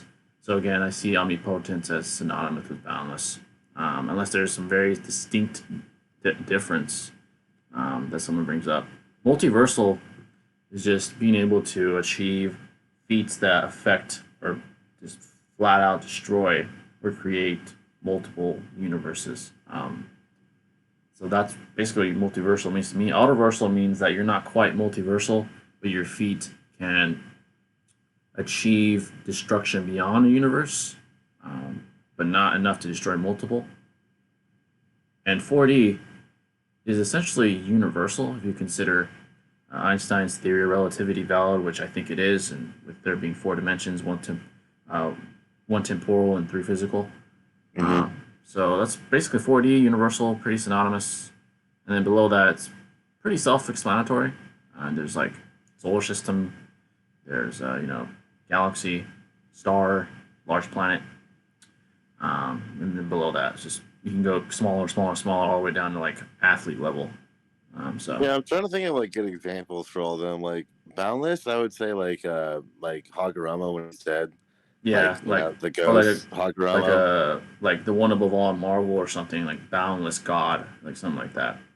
Multiversal, like Xeno or Some of that. Yeah, maybe like Wheeze or something. I Probably thought you were gonna say multiversal. Weeb. I was like, no way. Oh, Weeb. It's pretty multiversal. Universal, like probably like Goku versus Goku in the Dragon Ball Super Yeah, tournament. he But probably reaches arguably, that. Yeah. maybe, yeah.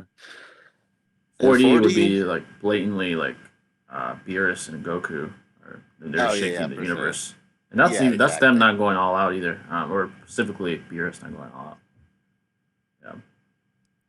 Yeah. But yeah, so they're pretty self-explanatory, but the top tiers is where it gets ambiguous and more intricate, rightfully so, because once you get into the upper tiers, you're talking about amounts of power that are more hard to grasp. Like if you say athlete level, very, very easy to grasp and understand that. You're just a regular guy who's athletic, can move some weight around.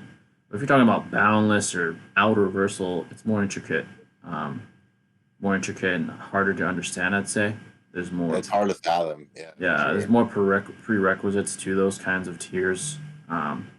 That's why some of those are misunderstood, I would say, in the community as well, because of them being hard to grasp conceptually. So it's okay. Incentivizing lack of discipline, I guess that's the best way to put it. Yeah. I do know that Autoversal is basically the concept of dimensions. It's like trying to understand the HP Lovecraft creatures. Balance is basically omnipotent. Would that make Goku in Battle of Gods multiversal?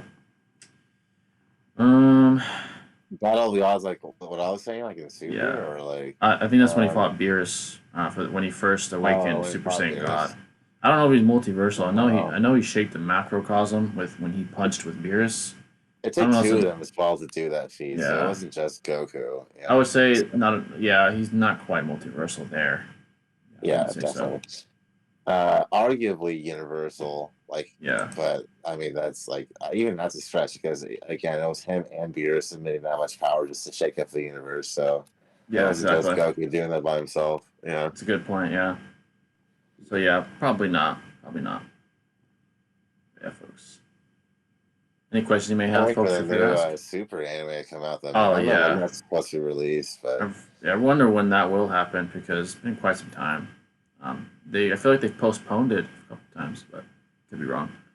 yeah, that's all Uh, right. You know, it's yeah, as worth long as they do it it. right, that's the main thing.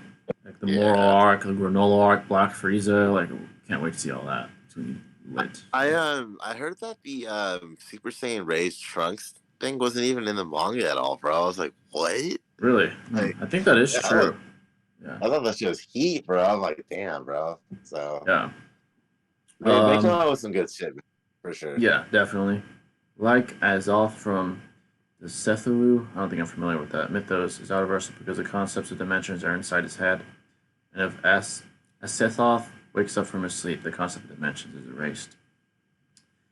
I don't think that's how it works necessarily. You can understand the concepts of dimensions. That doesn't mean you're out of versal, I'd say. I think it goes. Mythos. Interesting. I think it goes multiversal, hyperversal, outer versal. A hyperversal. That's just insane. Yeah, Naruto. outer versal. I think that's how it works. I believe, yeah. I have to look at the versus wiki tier system. This is pretty I'll thorough. on that in a minute. Yeah, definitely. Tiers. Let's see here. They have fucking urban level. The fuck. Okay, so the top is infinitesimal. I mean, it's synonymous with like omnipotent, to me at least. Complex, multiversal level, low complex. Like, yeah, they get pretty specific. You'd have to see like those subcategories and you'd have to see like specific prerequisites to these things. I think these terms are mostly like umbrella terms. Like they're not really supposed to be like Yeah, they're not like specific. they're not like super specific, narrow terms. Yeah, but they do. You know, they do require like some prerequisites, of course, to achieve that title in the first place. Like more vague placeholders for tiers, I'd say. Cosmic, multiversal, extra dimensional, transcendent, boundless. Oh yeah, definitely. Yeah. Is outer versal even on here? Let's see. I think I have to go to multiversal. I see cosmic, multiversal. Is there universal? There's gotta be, right? There's a universe level, high universe level, and then it goes straight to multiversal. Okay, so it's within the cosmic category. It's a subcategory of cosmic. Okay. Multiversal. Yeah, I don't think there's any outer versal. Oh yeah, there it is. I see it on transcendent, outer verse level. There it is. Okay, so you're blatantly transcendent if you're outer versal level. Okay, that makes sense. And then boundless is the top one. Makes sense. Hyperversal should be above outer versal and multiversal. Oh yeah, for sure. Yeah. It's like universal, pretty much. Yeah. You know. Yeah, folks. Any questions you may have, feel free to ask. Sorry that the call-in show wasn't as eventful as we thought. We thought there'd be viewers coming in. Some of you wanted to come in, man. Smoke. You know what I mean? Yeah. Guys that question our ability never came in. It is what it is, brother. Yeah, I mean, let them just talk on the channels and let it be, I guess. Let them continue. Yeah, it's all good. You had your chance. Homie on Discord was like, you should unban Marcus. I'm like, I didn't even respond. I'm like, nah. See. He's not even banned, actually. That's the funny part. He's kicked. Oh, really? So that's what tells me he's not very willing. Like, he would have tried to come in. He would be able to.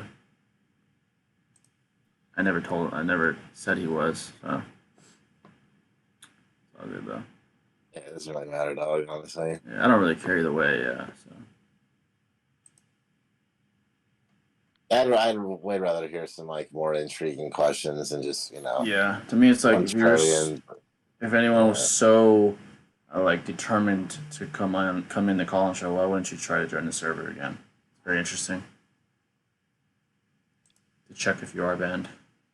They just keep running the mouth, though. Yeah, clearly you're not that willing. What do you have to say about your haters and why do you think they hate you? I think any individual that tries to, build some influence, not just myself, but anyone, will run into hate inevitably. They come from different areas, different aspects that can be the catalyst for them. You possibly envy, could be bitterness based off your own life. There are many, many possible prerequisites for the hate, but hate will always exist in this space, in any space of greatness where you're trying to achieve it at least. So, Sure enough. Yeah. What I have to say about my haters is they continue to, blast your eyeballs on me. Any kind of attention is a good attention to me. So I appreciate it. Appreciate the hate, man. Appreciate it, man. Yeah, definitely. And I even give some of them a chance to face me directly. They don't do it for the most part. So. I mean, just like real life, like people are extremely judgmental at times, and it's only natural to have people judge you based off something you said or the way you look, or it could be anything, honestly. So it's like it's not my job to conform to your desires and feasibility. It's like I'm just gonna do me, and if you mess with it, you mess with it. You know what I mean? Yeah, it's like you either teach their own. If you don't, if this type of content's not appealing to you, then it is what it is. It's not going to change anything. So I'm not going to go out of my way to belittle your likes or dislikes or whatever it may be. Like I'm just gonna let you flow on your own, and that's how everyone should. Exactly. Dude, you know what I mean? To me, being challenged is fun, but I'm not gonna go on my way to respond to the hate, going through comments or whatever. It doesn't really matter to me. So. Especially when it's just blatant hate for no reason. They're not even trying to make it I think you're actually wrong about this or that. No, you're just you're an Itachi fanboy. It's just come on. Yeah, that one loser. Yeah, that guy's a fucking loser, man. That guy is just irritating on every video. That loser uses alternate accounts. Yeah. He didn't come in, bro. That's crazy. Yeah, I wish he would. I would slam him happily. That guy's just a fucking loser. He has no life. So. Yeah, that was funny on the last stream, dude. Pathetic ass fucking weasel. What do you do, man? What do you do? Yeah, you can't. Those losers will always exist. So, but here I am live. You could say to my face, but obviously that loser will never come in here. So. Yeah, like you're saying that, bro. If you got haters, you're doing something right in life. It's true. I mean? Yeah, if you don't have any, you should be worried. Yeah, you're not relevant to anybody essentially. So no one cares enough about you to have this disdain for you. So, all right, folks. Any questions you may have, feel free. All. Yes, sir. We'll go for about 10 more minutes. There is a fight we have to catch soon, so it's gonna be dope. UFC 285, of course. We're talking about. Let's go, Cody. Sir, let's see how he does. He probably already fought. He might have already fought, actually. Oh, really? He was the last fight on the prelims. Yeah, he's not even on the main card anymore, bro. That's sad. Yeah, exactly. He got bumped down. He got, demoted? Demoted because of how much, shit he's been eating. It's crazy. He got the Freddie Edgar treatment, dude. Yeah, let's see. Did he win tonight? Did he lose? Oh, the fight hasn't happened yet? Ooh. Shit. If it has, I'm trying to catch that for sure. Yeah. How close are we to the Boruto time skip? Based off the ages of Kawaki and Boruto, they do look older. Honestly, my prediction now is that there's going to be a similar time skip that we got from Part 1 Boruto, Part 1 Naruto to Shippuden. I do think there's going to be something similar. I think there's going to be a jump, honestly. And it makes sense because we're already having these events transpire that are setting up the time skip. So we'll get to a point eventually where there's nothing left to be said that's relevant. So the only thing left to do is to get them to that age, the age that we see them in the time skip clip that we see at the beginning of Boruto. So I would say there's several chapters left, though. There's still more things to be done. Like Kawaki wanting to destroy the village or something like that. Code and maybe invading the village with his ten-tail clones like he's been planning to. Sasuke yeah. possibly dying, which I do think is going to happen. I do think he'll be killed. Um, Sarada maybe getting her father's eyes. There's still some prerequisites that have to be met, but I do think we're several chapters away still, though. I still think there's a lot that has to be done. I hope Sasuke doesn't die though, bro. Like, I know it's gonna upset the fan base so much, and like, Oh man, even if Sarada yeah. does get the EMS, like, how's it gonna be relevant against the like Otsutsuki level threats? Like, you know what I mean? Like, Exactly. unless he gets the Rinnegan back, the Rinne Sharingan, and like she gets that or something. But I don't know, dude. Like, I hope he gets the Rinnegan at least, because like right now, him and Naruto are pretty much just useless. You know? Yeah. But I'm gonna take a piss, but I'll be right back if you want to answer more questions on Sounds good. I got you, dog. Bye. Anything and everything, folks, go ahead and ask it. We're pretty open to any questions. And if you want to jump in real quick on Discord, you're more than welcome to. We got some time, so let us know.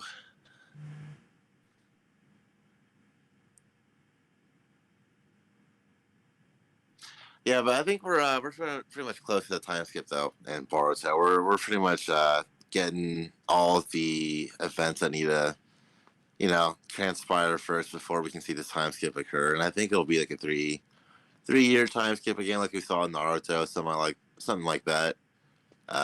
Boruto is already around that age, so it would make sense narratively.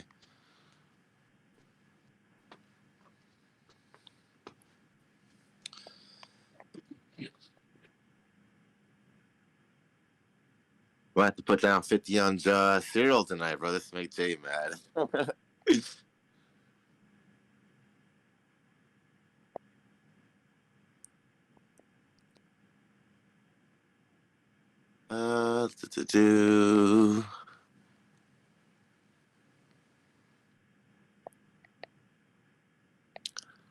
Yeah, thankfully I don't have any like haters in life though, man. Honestly, I keep it pretty low key for sure. Was part 1 Boruto worth the wait of the time skip as it is now?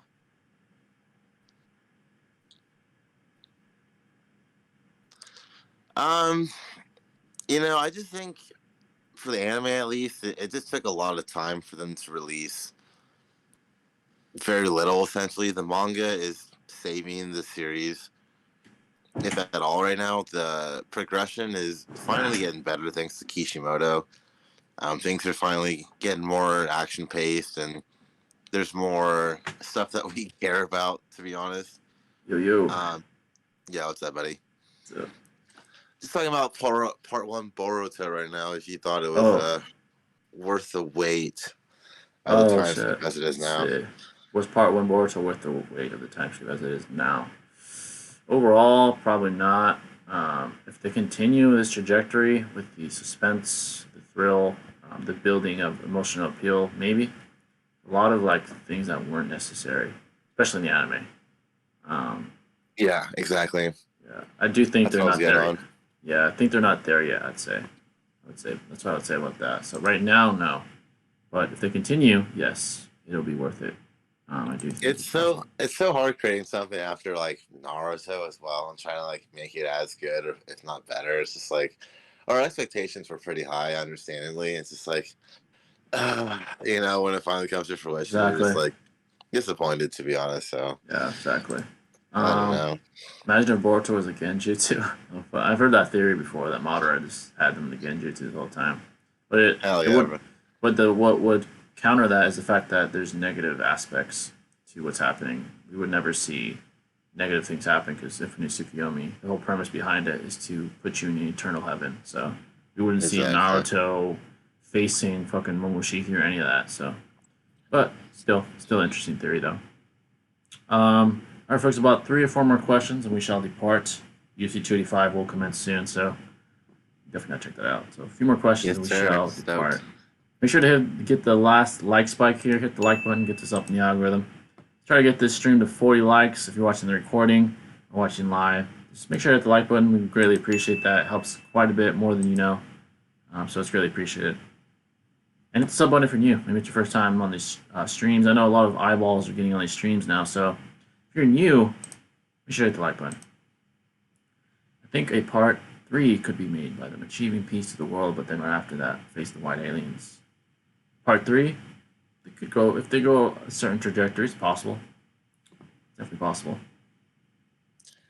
I want to check the Atsuki like homeland, bro. Like, wonder what that's Oh, like. yeah. Yeah. They You have to know? eventually, it'd be interesting to, if they eventually delve into that.